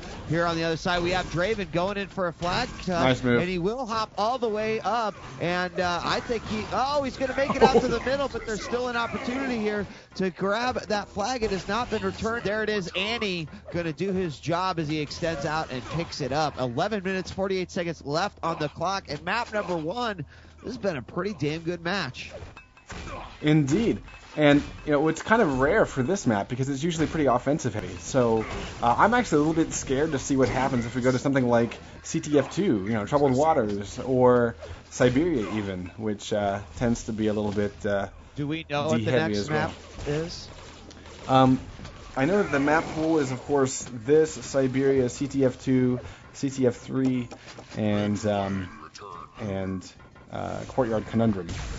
I'm not exactly sure what the next map pick is. Maybe we can get Bjorno to mention that on IRC. Yeah, I just dropped a message here in Quake, so we'll see. And back to the game. 11 minutes now on the clock. We're nearly to the halfway point here as Demon will extend himself out, fires a rail. We hear that power-up spawn. It'll be picked up by Draven. Draven now retreats back into his base, picks up that red armor, and here is the opportunity right here. I think a good chance for LowLandLions to make a serious move here, and Draven will go up through the top. 13 seconds left on that regen. He's going to easily comes out from back, lands a beautiful rocket that's going to be damaging. He's going to go underneath. 5 seconds left. He makes the rocket jump up top, but TJ is going to be waiting for him right there. Get some serious damage in, but it will not be enough as Draven takes it all the way home in what was nearly, how long was that flag hold? Great job. About 12 seconds. 12 seconds. God, it seemed a lot longer than that. But he did manage to get the job done. Some great rocket jumps there and just some nice overall teamwork for the first and what might be the only flag grab this game. Halfway left to go. Indeed, we are just passing the halfway point, so we're looking at, 9 minutes, 50 seconds per cap. That's hands. Really, the defense for both teams very strong because to hang on that long is pretty impressive, especially on a map like Ironworks. Now, another thing I'll mention is that Batija has been the one to shut down the major flag runs every single time. And I think the biggest thing is that we didn't see Batija until the very end of that run. He was trying to catch the carrier as he was already through center, or practically through center. So I think right now, in my mind, Kix Batija is the guy that's making all the plays. He's also the main offensive player for Kick as we see him move in, and he's looking for a little bit of power-ups. And he's having to face off against Demon with 31 health and not a whole lot of armor. It's hard to play every single role on a CTF team. But he seems to be holding it down pretty well here. 8 minutes, 57 seconds left on the clock. And Batija is going to grab that regen while Dareful grabs the flag. So he's going to make a rocket jump out. He is shotty down by Annie, so that was a great job there. Let's see what he's going to... Oh, Draven and Absol both doing a good job there. But Forever will pick up the flag. He's going to sneak out underneath. Great job, down to 34 points of health. He knows he's getting chased. This is where it's going to get a little ugly, guys, but he's going to still go for it. And from up top, yep, that'll be all she wrote. That there, Batija once again holding it down. He's playing middle. He's playing D. He's on some offense. I mean, you're absolutely right, Greased. He's all over the place. And the question is, will it be a matter of him finally getting the help he needs to get the flag home, or will it be, he has to sort of continue switching those hats, and eventually LLL will pick up on it and just run him over? Because I think that will be the question to ask in the next 8 minutes. Now, Demon, we've seen him play D. We take a look at the KDs. He's died 4 times. His counterpart is Annie over on Kick, who's the main base defender. But Demon, so far, extremely good accuracies. He's got 12 defenses, 4 impressives, 32% overall with the best weapon of Lightning Gun. And we're going to take a look at Annie, who's holding down the base for Kick. He's currently getting challenged by Draven, so we're going to hold off on those stats. He does stuff Draven, but immediately followed up by Durfel. So Annie's really being pressured, and the fact that he's only died 5 times, Wheat, is that to me is pretty impressive sick. because the pressure from LLL is, in my opinion, a lot greater than what Kick is putting at what Kick's putting on the Demon. Right. You're absolutely right there. They've done a great job despite the fact that they have been scored on. And we're going to have another flag touch there as Dareful is going to grab it. He's going to find the Mega in the back, and that could be the difference here between capping and not capping. Great mid rocket, but will it be enough? 26 points health remaining. A great co-op rail kill there. Oh, but from the bottom, Annie Draven steals it. He does. Take it home. Yeah, Draven gets the clutch rail and grabs the flag when it was inches away from being returned. So Draven has earned himself both caps so far, but honestly, he can pat himself on the back for his own assist in that last exchange. I mean, he really did an amazing amount of work to bring cap number 2 home. That was pretty badass. I really did like that. Of course, it looked like he was possibly going to be taken out as his opponent barreled in. He landed that perfect rocket, and it was that rail follow-up. That was the nice one coming out of nowhere. You gotta love when that happens. It's like it's like a care package in Modern Warfare 2. Sorry, I had to say that, but I've been playing a lot of it. Anyway, 2-0 right now. 5 minutes 48 seconds left on the clock. Kick though, in all fairness, Grease, they're not laying down. They are still giving it 100%. They believe right now that 5 minutes and 36 seconds is enough time to still win this game. I feel like I have not seen their play sacrifice despite the 2 great flag runs by LowLandLions. Well, that and what's really impressive to me is I think a lot of people were really favoring LLL for this. And Kick has shown that I think this is probably LLL's pick. And Kick has shown that they can definitely hold their own on this map. And my question is, when we get to the next map, I don't think we got a response from the admins about what that map pick is, but when we get to the next map, will these 2 caps that have been really hard fought, I mean, really, there has been no runaway cap that made it look really easy. Batija gets another regen, so that's another thing we've seen in the last half of this map, Wheat, is that Kick is starting to get the regens off the bat, and it's been Batija both times. It has been, but it's still been LowLandLions who's going in for those flag caps. Now, they haven't been as effective as when they've had regen. Here forever now with regen and RA. He's going to drop down below, wait to make sure it's safe, and there he's going to now make his way out. 4 minutes and 23 seconds left, and here is the med kit as he is going to barrel out to the front. This could be their last chance to make one final push, but up 2 caps to 0. Do you really want to risk it? At this point, I don't think they have any worry either way. They can do it, or they can't, or they won't. Either way, I don't think it matters at this point. Forever is going to go ahead and make his way in anyway. He rocket jumps up, and there was Annie waiting right on top of that flag. He's going to not only take out Forever, but force him to use that med kit like peace. That was a nice little defense, and that'll be all she wrote. And the amount of damage that Annie had to do, that was pretty impressive because he ended that still with 140 health. Granted, he had probably just grabbed Mega, but that being said, we did see that the LLL offensive play was extremely well stacked. So, one thing that I am to kind of answer what you were saying earlier, I'm not really seeing any amazing flag grab and movement by Kick, and so I think as the time winds down, it's going to be a sort of sure and steady flag cap for Kick. Maybe they need to do what they did at the very start of this thing and throw all 4 guys at the flag. Because that was a pretty good tactic. I think it really did shake up LL. But we're not seeing the kind of thing where Kick is grabbing the flag. They're doing the double RJs across the map. They're not really relying on the amazingly fast movement that you might see, for example, North American players like ID. Oh! Ooh, nice little telefrag. Abso gets to type ha ha ha now. This might be in here. Yeah, that had the potential to be. It did. It had the potential. I think that maybe they were too slow on it. That was, to me, that was like when an MMA fighter gets that really awesome hit, but then they don't follow up. Like, maybe it was just like, holy shit, I telefragged him. Like, he didn't realize the significance of that with the, with the regen and the armor. So, that, no follow-up on that one, though. And that would have been a great time for that 4-man right there. Indeed. And actually, I did see one of the Kick players, they got close to the flag, but they didn't pick it up.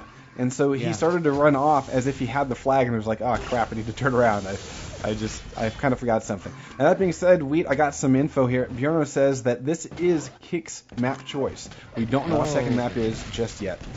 Ooh, that could be trouble. Yeah. I bet it's CTF too. Yeah.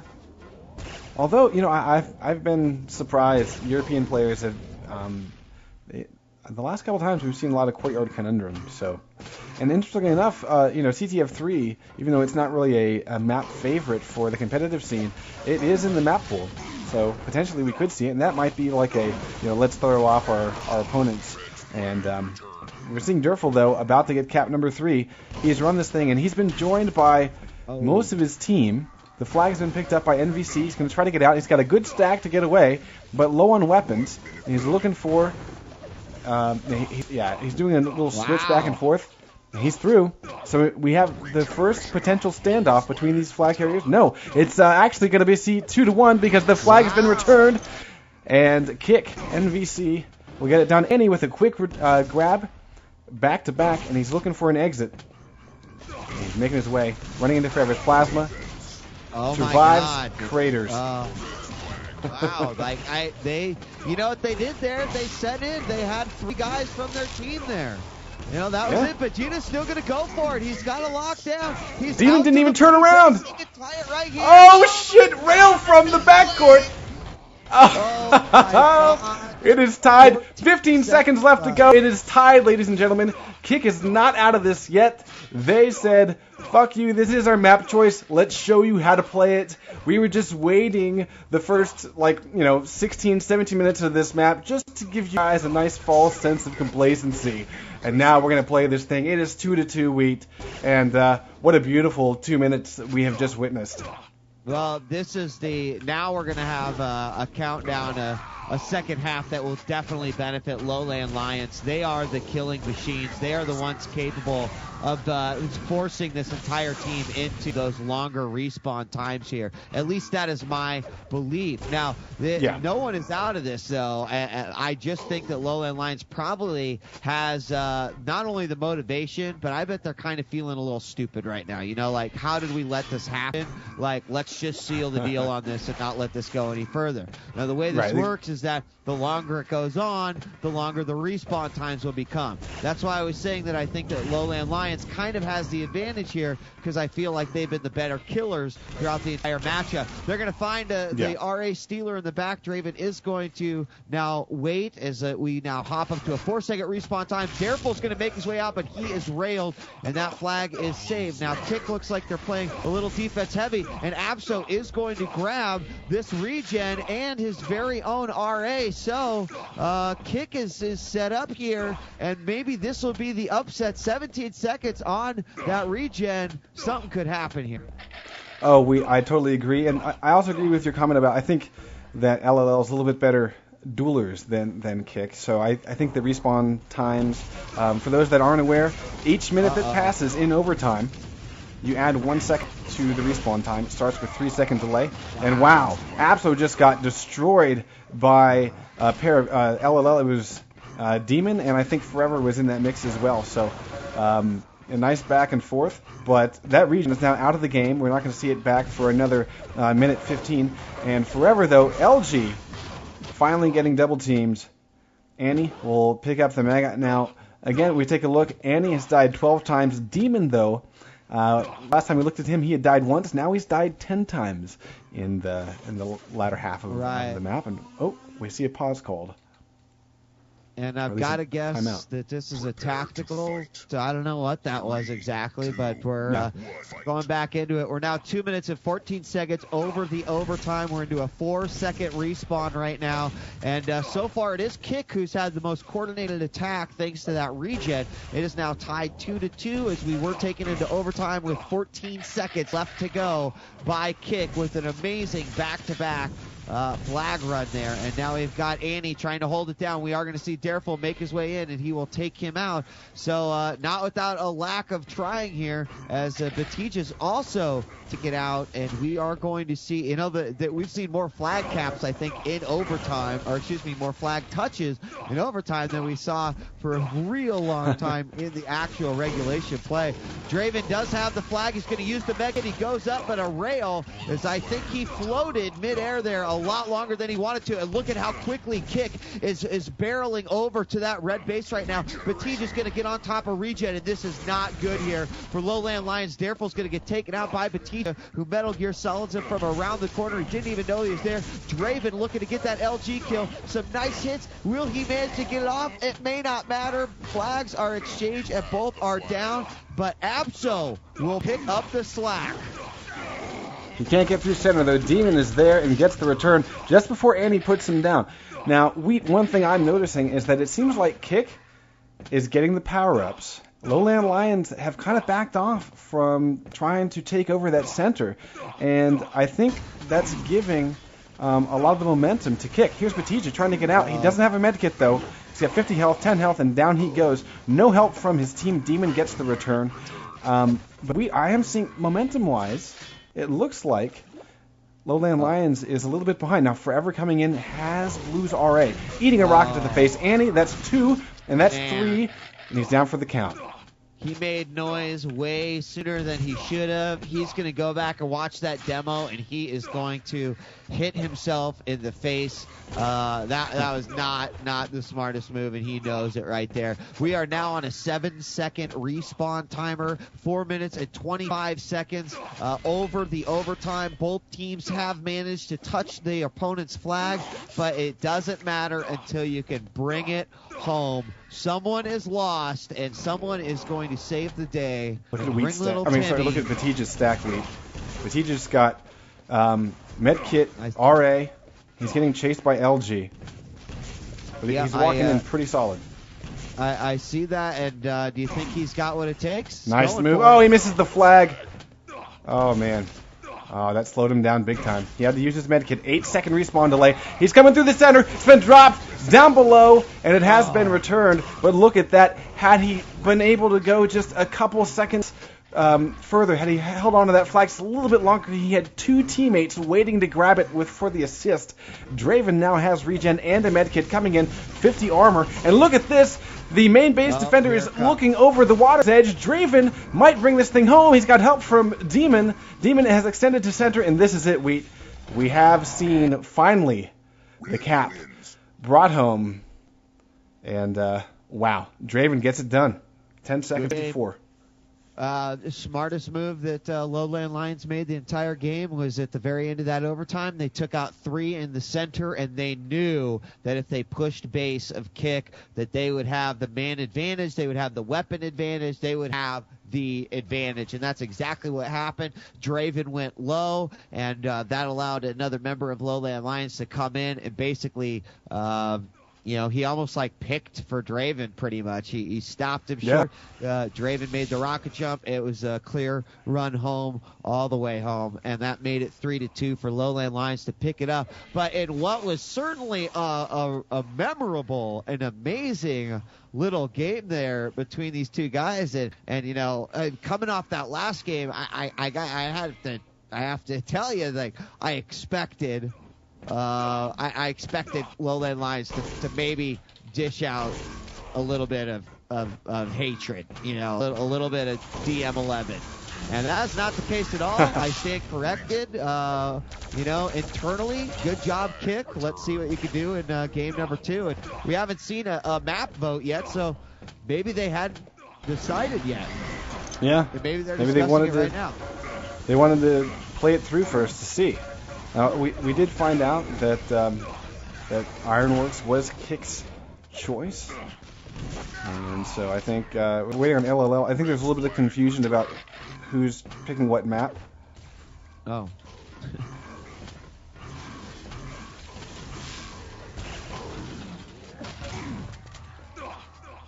All right. So I'm gonna see if I can get them to move along here, because Bjorno kind of fucked it up. He asked the wrong team for their map pick. There we go. Or no, it was Q-Ball who got it backwards. And it's LLL's map pick. So, yeah, a little bit of a typo there. Had it wrong. So we're waiting on LowLandLions to pick a map. And let's see what they choose. There we go. CTF2, you were right, Wheat. So we head over to Troubled Waters, which it plays in a lot of ways the opposite of what we just witnessed. So very defensive heavy. On the other hand, the offensive players are going to be required to have that sure-footedness and that quick cap movement that I really didn't see Kick have throughout the course of Ironworks. So I'm kind of putting my money down on LowLandLions for this one, assuming that Forever can get his jumps out of the base done. So while you're talking about that, I want to go set up to do a little bit of a tour of the map. But what are your thoughts? Sure. So, I mean, my thoughts are pretty simple, dude. I'm a man of tradition. I believe in tradition a lot. I think that CTF2 screams tradition when it comes to capture the flag. I mean, this is a map that I feel like, this is to me like the Dust 2 of Counter-Strike 1.6, the Q3 DM6 of Quake 3 or Quake 0. This is a staple map. And for that reason, a lot of people love it, and for that reason, a lot of people hate it. But there's something about it from a competitive point of view is that when a real confident team who has so much experience on this map basically calls another team out on it, you can't get much better than this. There's so many CTF skills required to play this map. And that is why I think a team like LowLandLions is going to default to something like this. Not to take anything away from the guys at Kick. Some of these guys I am familiar with. But I look at the roster of LowLandLions, and to me, that's why I said CTF2. That made sense because it's a lot about tradition. So I love this map because I do think, like I mentioned, it shows a complete skill set of capture the flag, from movement to utilizing the power-ups properly, both offensively and defensively, to the rocket jumps, to the what I like to call the stages of CTF, where you have your stage 1, which is inside the flag room, your stage 2, which is basically on the escape or on the outside, and then your stage 3, which is home. Well, let me cut in there and talk a little bit about some of the routes that these players might take, and just do a little overview of the map. In Troubled Waters, it's a symmetrical map, and it's split right down the middle. We're going to look at the blue base initially. The flag is up on this platform, and the easiest way to get to it is a jump pad that arcs you way up, makes you railgun fodder in order to grab the flag. Another way, of course, is just doing a rocket jump straight up to it. On the exit, though, that's where things get really interesting. You can exit this room in many different ways. You can go straight down through these lower doorways, which is actually pretty rare. You also have another exit here, and I will go live in just a few seconds. But usually we're going to see players do jumps or rocket jumps out to the upper sides. And so basically the offense is going to have to be really quick on their feet and really nimble with their rocket jumps in order to get in and out as quickly as possible. And the team that can do that the most often is usually the one that will bring home the flag as often as possible. Draven is getting the mega start and has already 100 armor. And he will be setting up on D, which is interesting because I think Demon usually enjoys that, although he may be railing mid. So we're going to go take a look at, it's actually Derval up on the rail platform. So Wheat, what are you seeing for kick setup? Well, I was just going full screen there, but we got Annie in the back. He's what I like to play is in the back sewers. And let's see where we've got the rest. Is actually, we do have Draven. Hold on, I saw the wrong guy. Batija, I expect him to be on offense. Obviously, Absol looks to be playing mid, like a mid back hybrid, which is kind of common. Great little rail forever right there. NVC is also on defense here, but he could be on his way out as well. So right now, I'm seeing kick in their base a lot. However, that's sort of to be expected. CTF2 usually starts with momentum swing. You're going to see these guys start to get the frags, and then you're going to see these pushes start happening. So far, I haven't seen really anyone make their way into a base yet, let alone get a frag touch. So we're going to have armors coming up soon, and we will see that being a major factor in when people will push, whether it be through the middle or whether it be under in the sewers. So we got 18 minutes and 18 seconds on the clock now. Both teams playing this one exactly as they should. CTF2 tends to start off a little stale, but once we see those momentum pushes back and forth, that's where it starts to get real interesting. Well, in Wheat, I did see earlier on Batija try to make a play in, and we had NVC going low through the sewers, trying to get. We do have a flag touch, but it's quickly dropped. So very quick back and forth. But yeah, Batija's definitely the guy on offense. He actually spent the last minute and a half in the LowLandLions base just kind of trying to be sneaky, doing a little Splinter Cell action, but he was finally called out at the grenade launcher. Durfel has spotted Batija down in the sewers, and going close range, Batija almost ate a buckshot to the face, and Durfel, as a fresh spawn, will pull him down. So we're kind of back to square one for kick. And let's see if we can find any sort of flag run by LLL. Demon picks up the RA. Yeah, and let's see if he's going to go for it. There's a nice rail. He's going to double it up with the second one, and he's going to stay middle. I thought there for a second that maybe we'd see him on the offensive, but he is going to stick to his guns here, as rightfully so. He probably should. He's going to get railed in the middle, and Absa looks to be going a little bit more on that offensive. But again, no one inside in the base yet. No flag runs. Chick is going to drop down and grab that red armor. So perhaps we will see Batija make his way through. He's actually running away from forever there. And Kick still, though, holding on. Yeah, and what I'm really impressed with is we're not seeing any dominance in the middle. It's a lot of back and forth. And anyone that's played this map or even competed in this map knows that the center is perhaps the most important spot on the map. Assuming that you can get the flag out of the base, if you don't hold center, you're not going to get home. And the fact that we haven't seen it swing one way or the other is really impressive to me. We got Rails Exchange. NVC goes down, but he did lay one into Demon. Demon now rolling with 42-47 and picks up again a fresh spawn NVC, but he cannot get anywhere near the blue side of the base. He's stuck at the ramp out of the water. And he's got 33 health to work with, so he's stuck there, Wheat.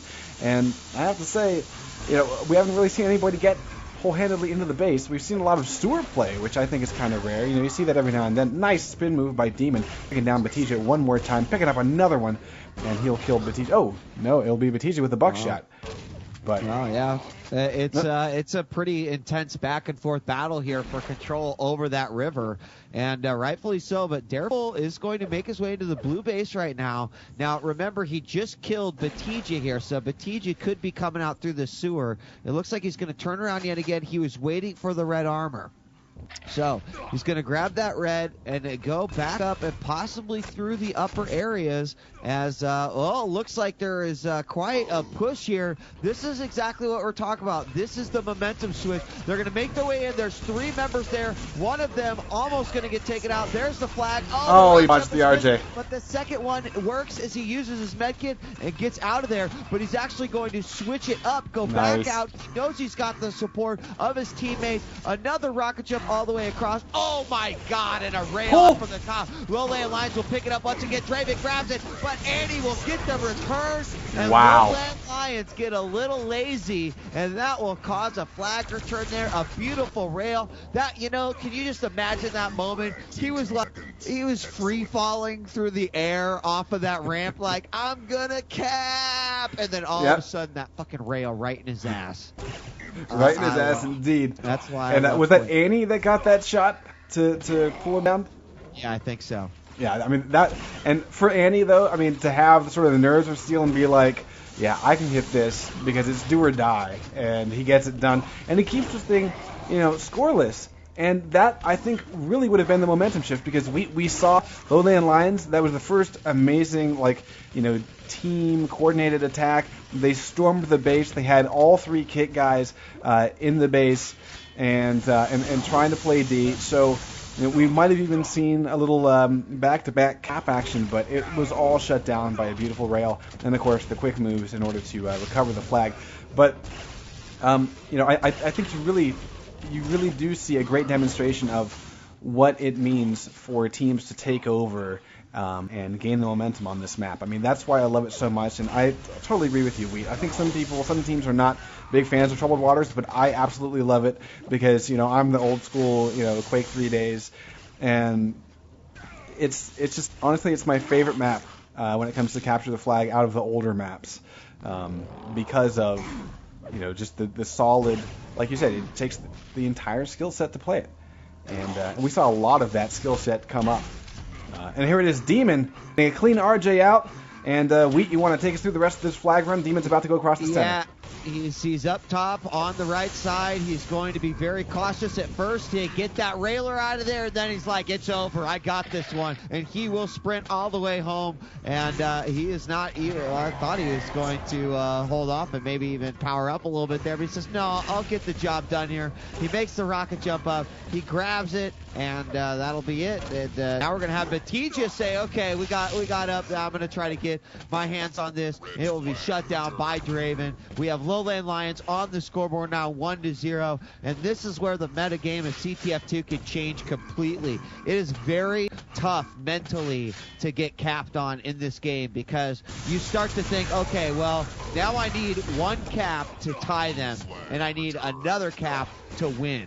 And that's where it can start to get really scary when you start to think about the mental fortitude of these teams on a map like CTF2. So it's really important right now that Kick, does some damage. And they are pushing up with 3 strong players right this moment. Indeed. And I'm going to go take a look at them. Durfel gets pulled out of the center. NVC steals the red, but only has a handful of health. He probably won't get very far, but he is pressing in on O. There's the medkit in his wake, but Durfel uses an MG instead. And we have a grab by Forever, eats 1 rocket, now down to 54 health, and I don't think he's going to get out of here alive. 44, Annie stuffs him. All right.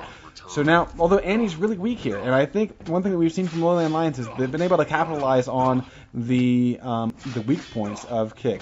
And lucky for Annie that both yellows respawned in just the last 5 or 6 seconds there. So he's been able to stack up to 200, 100, also picking up the Mega. But it took every last resource available to him in order to become a defensive sentry again, and here it is already. We've got LowLandLions pressing in, and it's required 2 other Kick players to come back on D while Annie was low. So we're not seeing any offensive push, and so kudos to the LowLandLions offense for taking Annie down so critically, because it really has stifled any sort of offensive push they might have been able to put together. Yeah, and that's kind of one of the problems of Kick right now. They've had those offensive pushes. They haven't totally worked. But what's almost as important is being able to recover from those. If you're going to make those types of moves, you have to be ready to put yourselves back into the game. We're going to have LowLandLions grabbing it once again. They're going to make a rock jump out. It'll be failed going up through the middle tube. He will get taken out. Flag return, 10 minutes on this clock, and we are officially halfway through with LowLandLions having that 1 cap lead. So now we are over. Draven going to grab that Mega in the back, and Kick is they're not necessarily doing anything wrong. It's just what LowLandLions is doing better, unfortunately. And one of the main things I'm seeing, Weed, is that whenever they get anywhere close to touching that flag, they don't have any help. Whereas we've seen from LowLandLions, they've made some really impressive pushes, and they do it with 2 and even 3 guys sometimes. And so I'm curious to see what Kick can put together, because as it is now, they're not going to get that flag. Dervol's going to steal Blue's yellow, the main base yellow. NVC grabs the flag. Yeah, 18 points of health. That was going to be a real tough one right there, and that's all but done. Derful is having to avoid the gauntlet defense here by Kick, and they will be successful with that, so you can't knock it till you tried it, as the gauntlet defense takes down Derful and stops yet another flag run. But as you can see, the momentum has definitely changed in favor of LowLandLions. They're keeping Kick in their base. They're constantly coming in. Kick is, they're getting mentally, scared to extend themselves too far in fear that they're going to be capped on again. And that is exactly what I was talking about in terms of getting capped on can really F your head in this game. Apso just splinter celled his way up the water ramp and used another teammate as bait and took out Demon. Draven is the main base defender for LowLandLions right now, and Apso walking in with 38 health, but he had help. This is really the first push that we've seen out of Kick that was sort of multi-pronged. But where did his team go? I saw them enter, but, sometimes all you need is a distraction. You can get in and out so quickly. Here comes Batija. He's a bit late to the party, but he is going to steal Red's yellow armor, I think for a second time. So, really critical move. Draven pulls down MVC. Now, see, Batija, they're not timing this well. Like, there needs to be some better communication there where Batija's moving in. Now, here comes Batija and Apso. Apso gets 1 kill, moving in together. And look at this defense by Draven. He's destroyed Batija, and he's got help. And Derfel will actually crater as he picks up the frag against Batija. So a little bit of communication and delay by Batija. I think that could have been a little bit more fruitful, Wheat.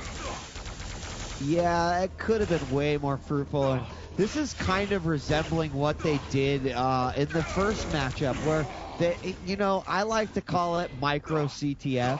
It's almost like, okay, I've got the flag. Now, every time I see a bad guy show up on my screen, I must kill him. Right. Whereas, like, in a lot of cases, your best offense with the flag is to fucking run. Run, like you've never run before. And, in the end, it actually ended up playing in Kick's favor. But this is a totally different map. This is not a map that I think you can sort of pussyfoot on, that you can, and that's the problem that I'm seeing here. Again, that comes down to experience on the map. I mean, Apso has been up here firing grenades for 25 seconds. And where did that get him?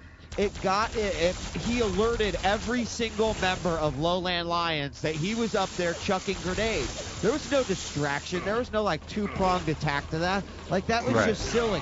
You've got to be more urgent. The sense of urgency with Kick right now is not enough to win on CTF2. Well, and especially with, at this point, just 6 minutes to go, and we've seen many times throughout our coverage of Bring It Back Safely and other capture the flag games that one cap on CTF2, sometimes that is all you need. Because as the timer starts to wind down, the biggest thing is that LowLandLions can go, turtle, and they just go completely defensive. Maybe send one guy out to kind of tickle the flag every now and then, but for the most part, this is such a D-heavy map. With all 4 players on D, you can cover all entrances and exits, and it makes getting the flag away nearly impossible. We're going to go watch, let's go take a look at Draven, because he's been, well, I am kind of impressed with how they've been running this. With Draven, he's been kind of holding down the fort, and I want to see if anyone's really attacking him, because if we take a look at the KD, he's sitting at 1 death, Wheat. 5-minute warning. Yeah, I'm looking at that too, and that's pretty amazing. We got 4 minutes 51 seconds left, and he's like, damn it, no one's gotten through me in 16 minutes, so why would anyone get through me in the last 4? Nobody wants to play with me. Yeah, and rightfully so. You're too good at G.I. Joe. That's why no one will come in. So, moving on over to Kick, they've got to make a move, and not just like a move like, oh, here we are, we're still in this map. Like they've got to make a serious play, and you know, they did that first match. They did it. They pulled it off. Was that a once in a lifetime situation? Maybe it was, but LowLandLions continuing to make it into this base and continuing to make noise in the enemy base, and that is something that Kick is just not doing right now.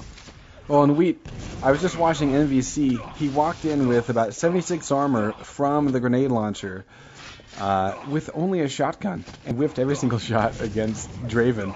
And he just got plasmaed to hell. Now, there was no help. I mean, he'd been sitting there in silence, like trying to kind of put something together, trying to time it, but look at this. Immediately, he grabs the shards, and there's no delay in his movement.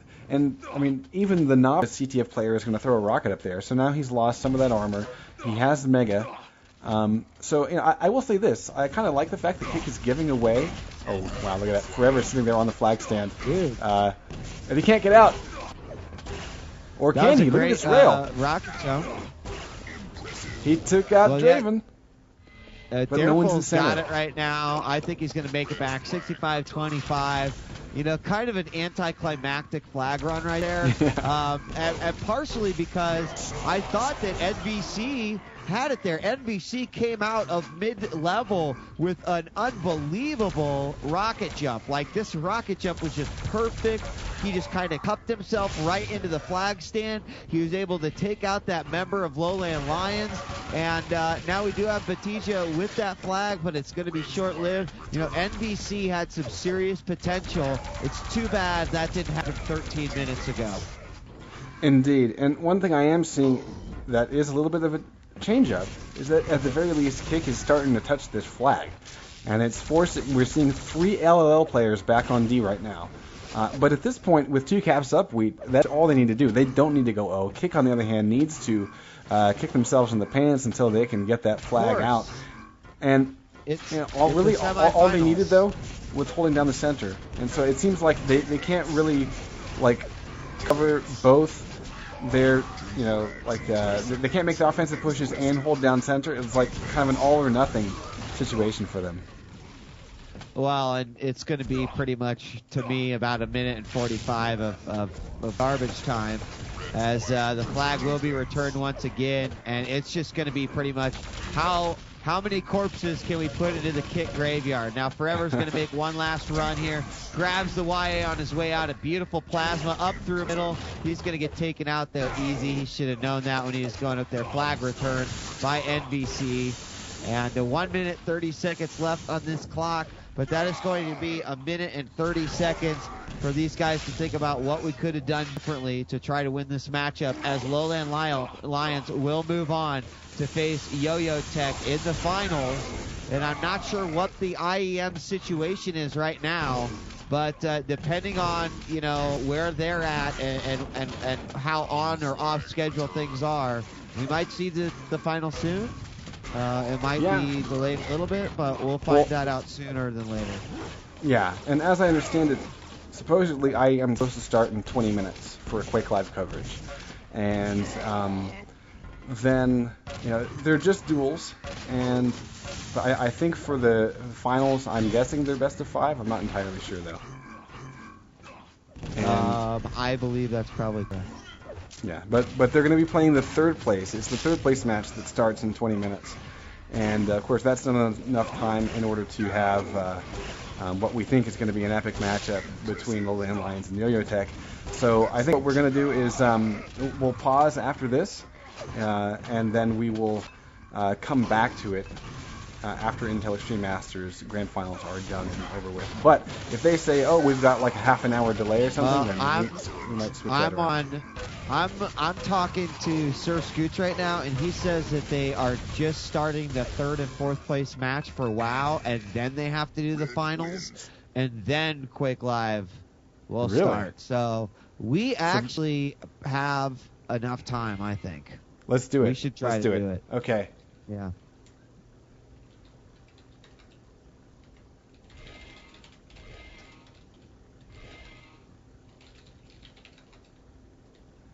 All right, so let me see if we can get this epic matchup right at you guys. We might not have any delay or pause at all.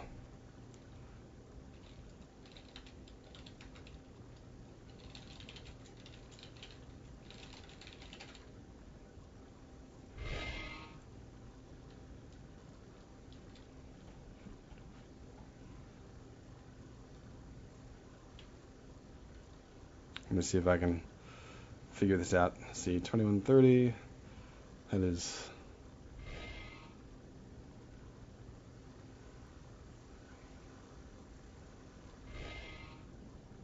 All right, guys. So what we're gonna try to figure this out really quick, and we probably should use IRC rather than in-game.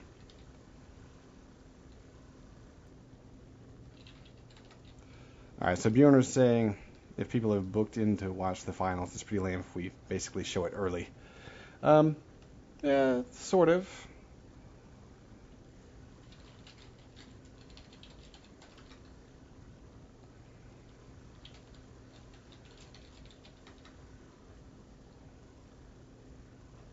I think people are probably already watching that are going to be watching the finals. Yeah.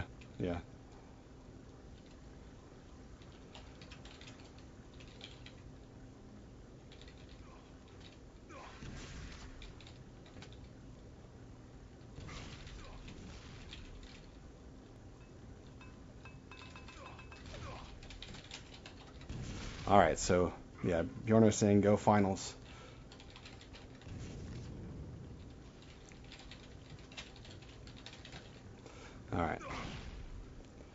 All right.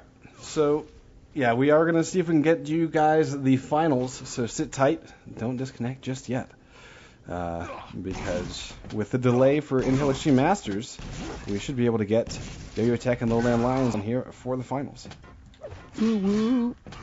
All right, awesome. I'm gonna take a quick break, and I'll be right back as well. So I'll be right back.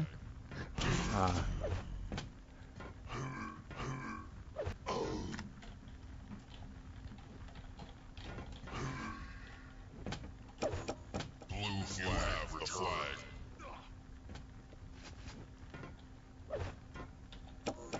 Red flag, return. You have the flag, return.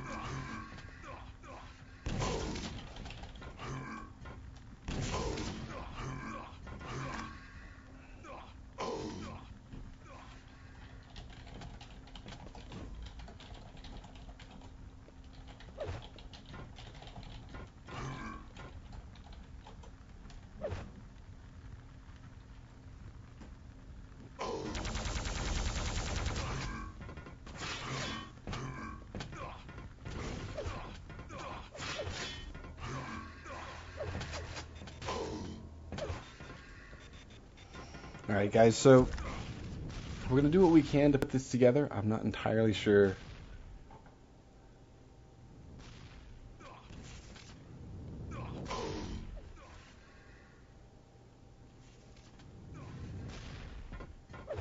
Not entirely sure what we'll be able to put together, because I'm hearing that perhaps LowLandLions has something else going on, and we won't be able to move up the finals. So we'll see. We'll see what we can do.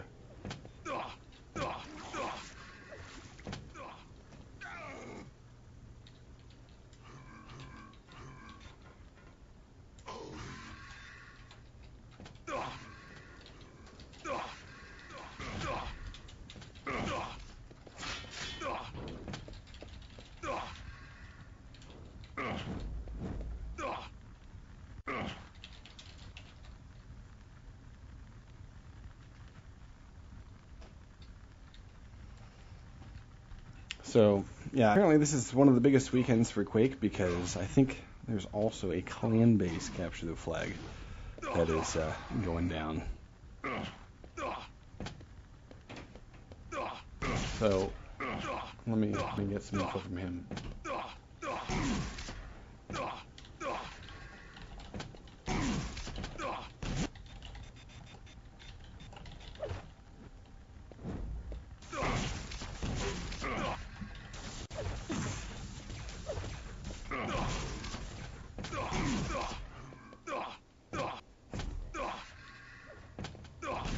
All right, guys.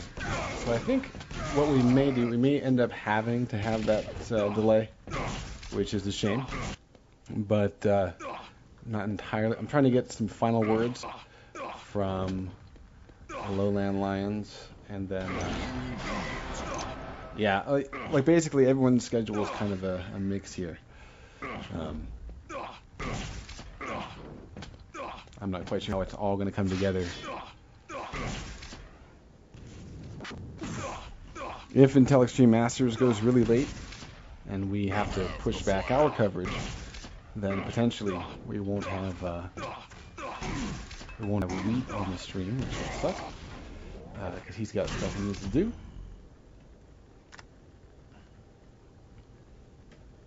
And of course, yeah, we're trying to be accommodating so that everyone can see Intel Extreme Masters, the LAN finals. And then on top of that, apparently, LowLandLions. Okay. All right, hang on a second.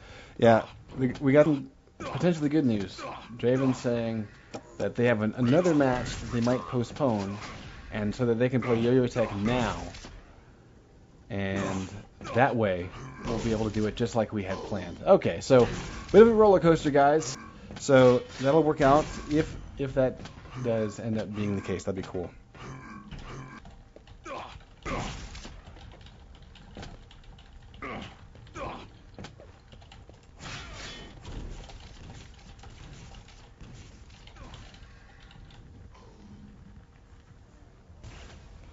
All right, so yep. As is usually the case with competitive gaming, schedules are never ever set in stone. So, guys, sit tight and we'll do what we can in order to. Yeah, Calip has IAM soon. So, oh yeah, that's the other thing is that there's also European Intel Extreme Masters going on this weekend. Yeah, and you just can't get enough of it. So.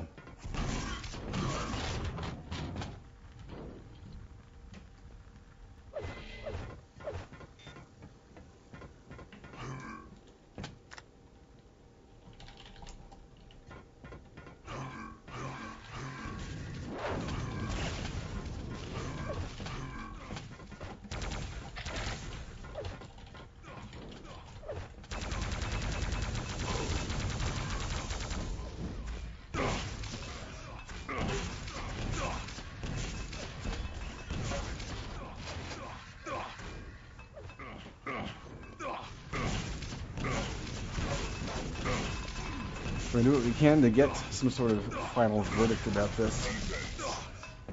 As you can see, the admins are currently playing, so it doesn't help.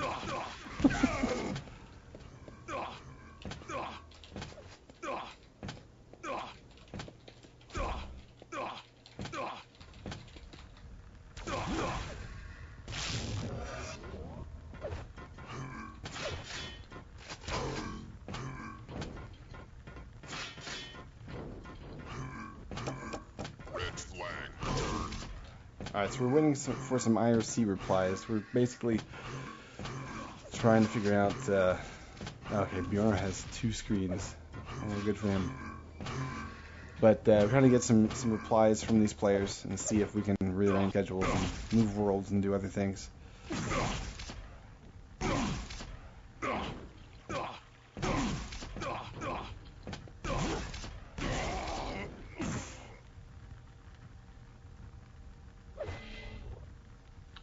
So guys, yeah, the potentially good news is that WoW is delaying Quake Live for Intel Extreme Masters. I want to say kudos to Too Good for being a really good sport on Friday, because for those that weren't on the stream and watching it, WoW apparently did not happen. There was a problem with getting the commentators onto the server. And so, Too Good, being the champ he is, basically filled time for like 2 hours with someone who is new to commentating. That was entertaining, to say the least. But he made it happen, and he actually went and found like someone else playing and you know, just commentated that. So it was really cool. That gave something for people to watch. Of course, it was World of Warcraft, and it was not exactly everyone's cup of tea. But it seems like World of Warcraft issues have yet to be resolved,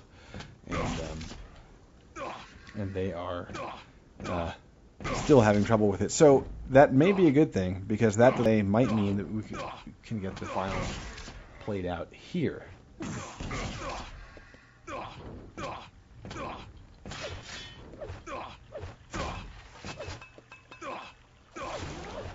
Okay, so Draven says that they can play, so hopefully we'll get back in time. I'm back. Cool. Sorry, I'm just kind of out running around doing whatever. I'm a little hungry. Gotcha. So, looks like LLL can move up, and so it's up to YOYOTech. Now, complicating that is that YOYOTech's Caliped is part of the Intel Extreme Masters European championships that are currently being played out among the various countries there. And so I want to say Caliped is German, I think. Anyway, so he's he might have something else to go play. So yeah, good grief. Draven's coming back on the server though, so there's some potential here. Let's see if we can get it together. If Calp can play, then we're good to go.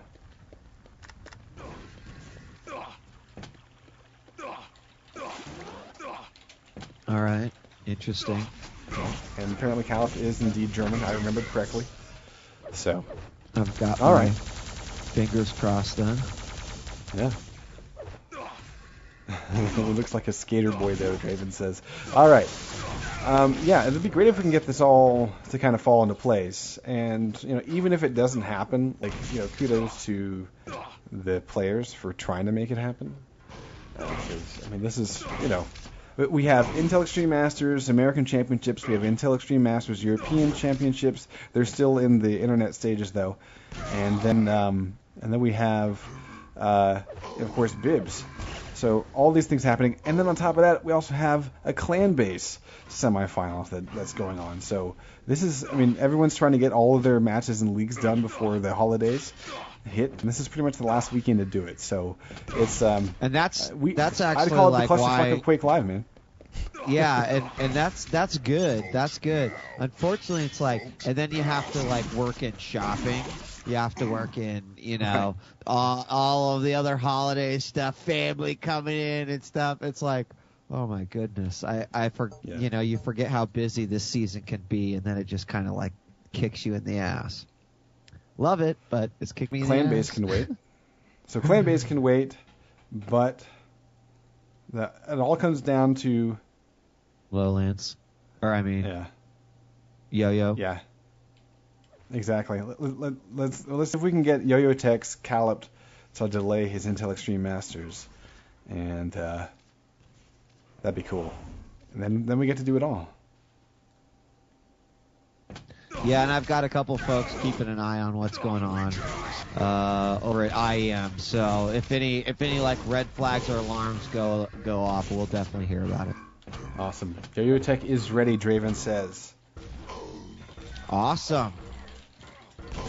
Wow. For all those times that matches got crazy scheduled and never started on time, maybe this will be the one time. Rockman, I just got a tweet pop up. Green Day Rockman coming in 2010. Oh, sweet. Didn't you kind of call that on? Was it live? No. Colin Brawl? Yeah, it was a while ago, but. What I really want, and I don't think they've. What I really want is I want Dookie. I want that album. Yeah. Yeah, it's the crown jewel. Yeah, it's just the fact that we haven't seen it yet. Bummer. Anyway, that's some other good stuff.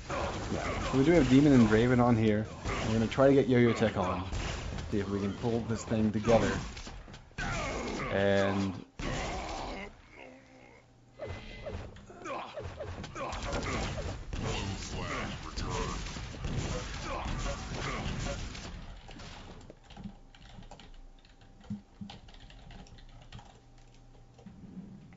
Okay, so now it looks like the latest verdict from YOYOTech is that they're not sure. They're trying to round up all their guys because they were. Yeah, it'd be great if we could postpone. Can we postpone? Let's see if I can get Calip on IRC. That'd be cool. Blue flag returned.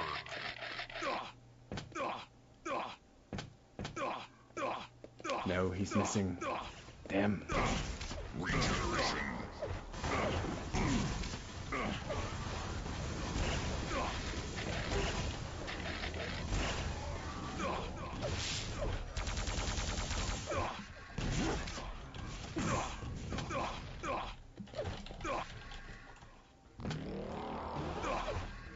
I'm seeing if I hopped into YOYOTech's channel and see if we can have them delay IEM so that we can do these grand finals for you guys.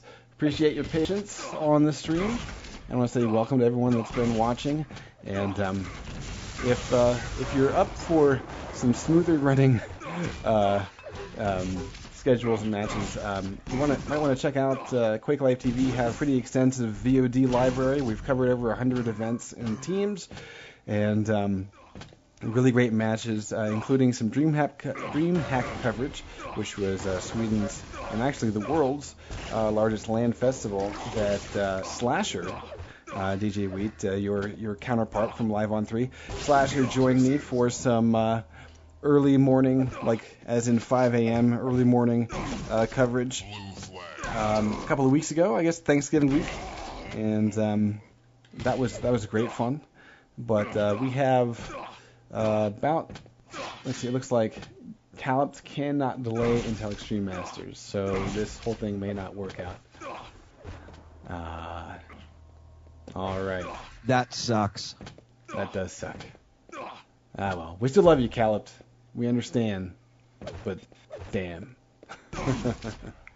All right. So I think, guys, what we'll do then is, I guess we'll just go ahead and sign off.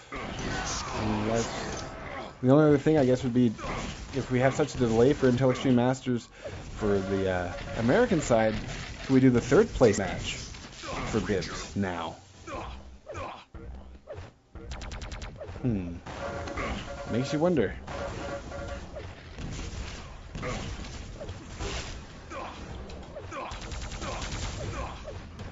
Yeah, Wheat, how do you feel about that? Third place match? I'm pretty salty about not probably being able to do the finals. So, I mean, it is what it is. I don't think it's going to be, I think that's the match everyone kind of, wanted to see, and hopefully they will still see it. I mean, now they're going to have to wait for that other IEM thing to get over, too. So, I know. Well, I'm saying, like, in the meantime, we could do the third place, and it would suck balls for you, man. Like, you would kind of be the loser of the day, not being able to catch the finals, man. But Quake Live TV would certainly do it. I would dig up one of my staff members somewhere. So, yeah. Yeah, I mean, I'm down. Okay. I'm down. Cool. All right, guys. So we're going to see if we can get, looks like ultraMAIM can play. We're going to see if we can get Kick back on. And we already know this server is pretty good for their pings, so hopefully they can just join this one and we'll just be good to go. That'd be great. Red flag returned. So again, guys, the schedule switcheroos here are a bit of an issue, but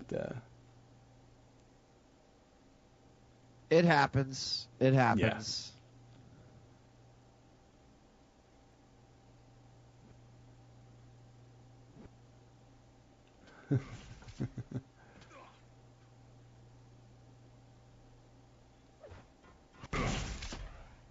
So yeah, do we have any updates on the American Intel Extreme Masters? Is that still looks like it's going to be delayed after WoW?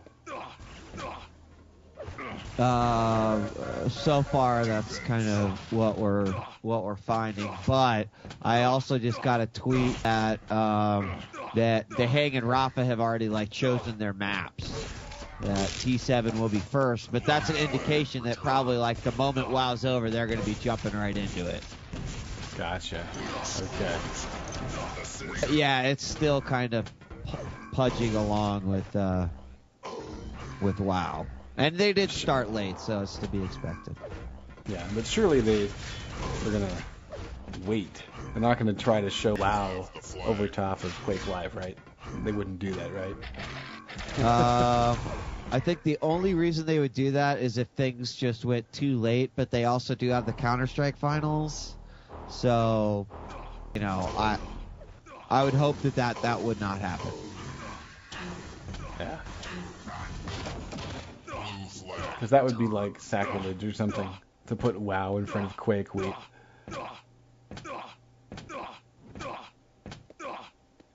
I know, right? Yeah, it'd be terribly. I don't know. I don't know what to call that other than a mistake.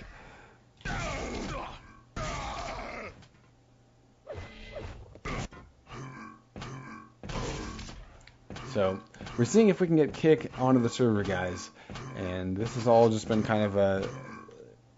We're trying to dance around literally 4 different schedules. We've already figured out that one of those schedules can't budge, which is a shame. But we will try to bring you a 3rd place matchup between Kick and ultraMAIM.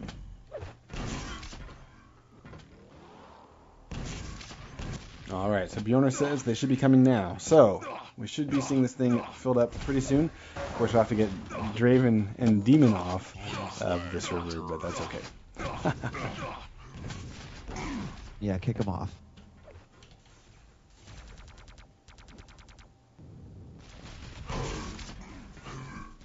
Actually, yeah, that reminds me. A little quick thank you to id Software. They have added a couple of private server features that allow you to kick ban people, so thank you. You can also now, as a ref or an op, you can talk to the players during a pause, which is great. That, I think, really needed to happen. But, you know, I have to say, we've been such a steady stream of features added to this game since the initial beta. And, of course, last week's update was one of the biggest because it changed the hitboxes. The hitboxes are now a lot more in line with the overall size of the model that most people use for dueling and things like that, the Keel model. So I think that was a great change. We've seen a lot of people with lightning gun aim suffer because of it, because they're not getting the extra, you know, sort of model hitbox real estate from the side anymore. They have to really aim their rails and their LGs. So I'm loving it, though. It feels really good. Yeah, absolutely, and I'm definitely okay with all those changes and just keep improving the game, and you know that's what we need to see. So I like it. Yeah. So we're starting to see the teams storm the server. This is great stuff. We've got the entirety of ultraMAIM on the server, just waiting at this point on Kick. We got Kick's Annie in here, so and NVC. So just 2 more players, and we're good to go. Red flag return.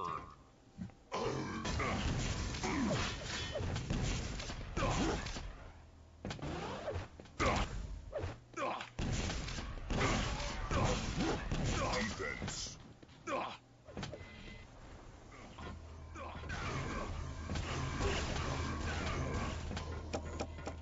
So I'm pretty curious to see what the map pips are going to be between these 2 teams. I guess I can change my overlay tags at the moment.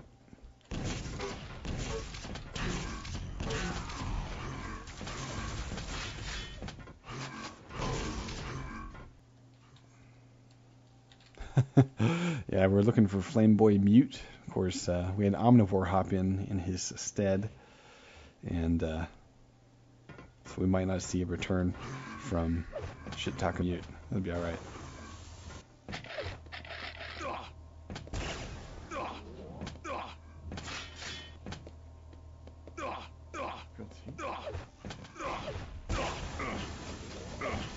Yes.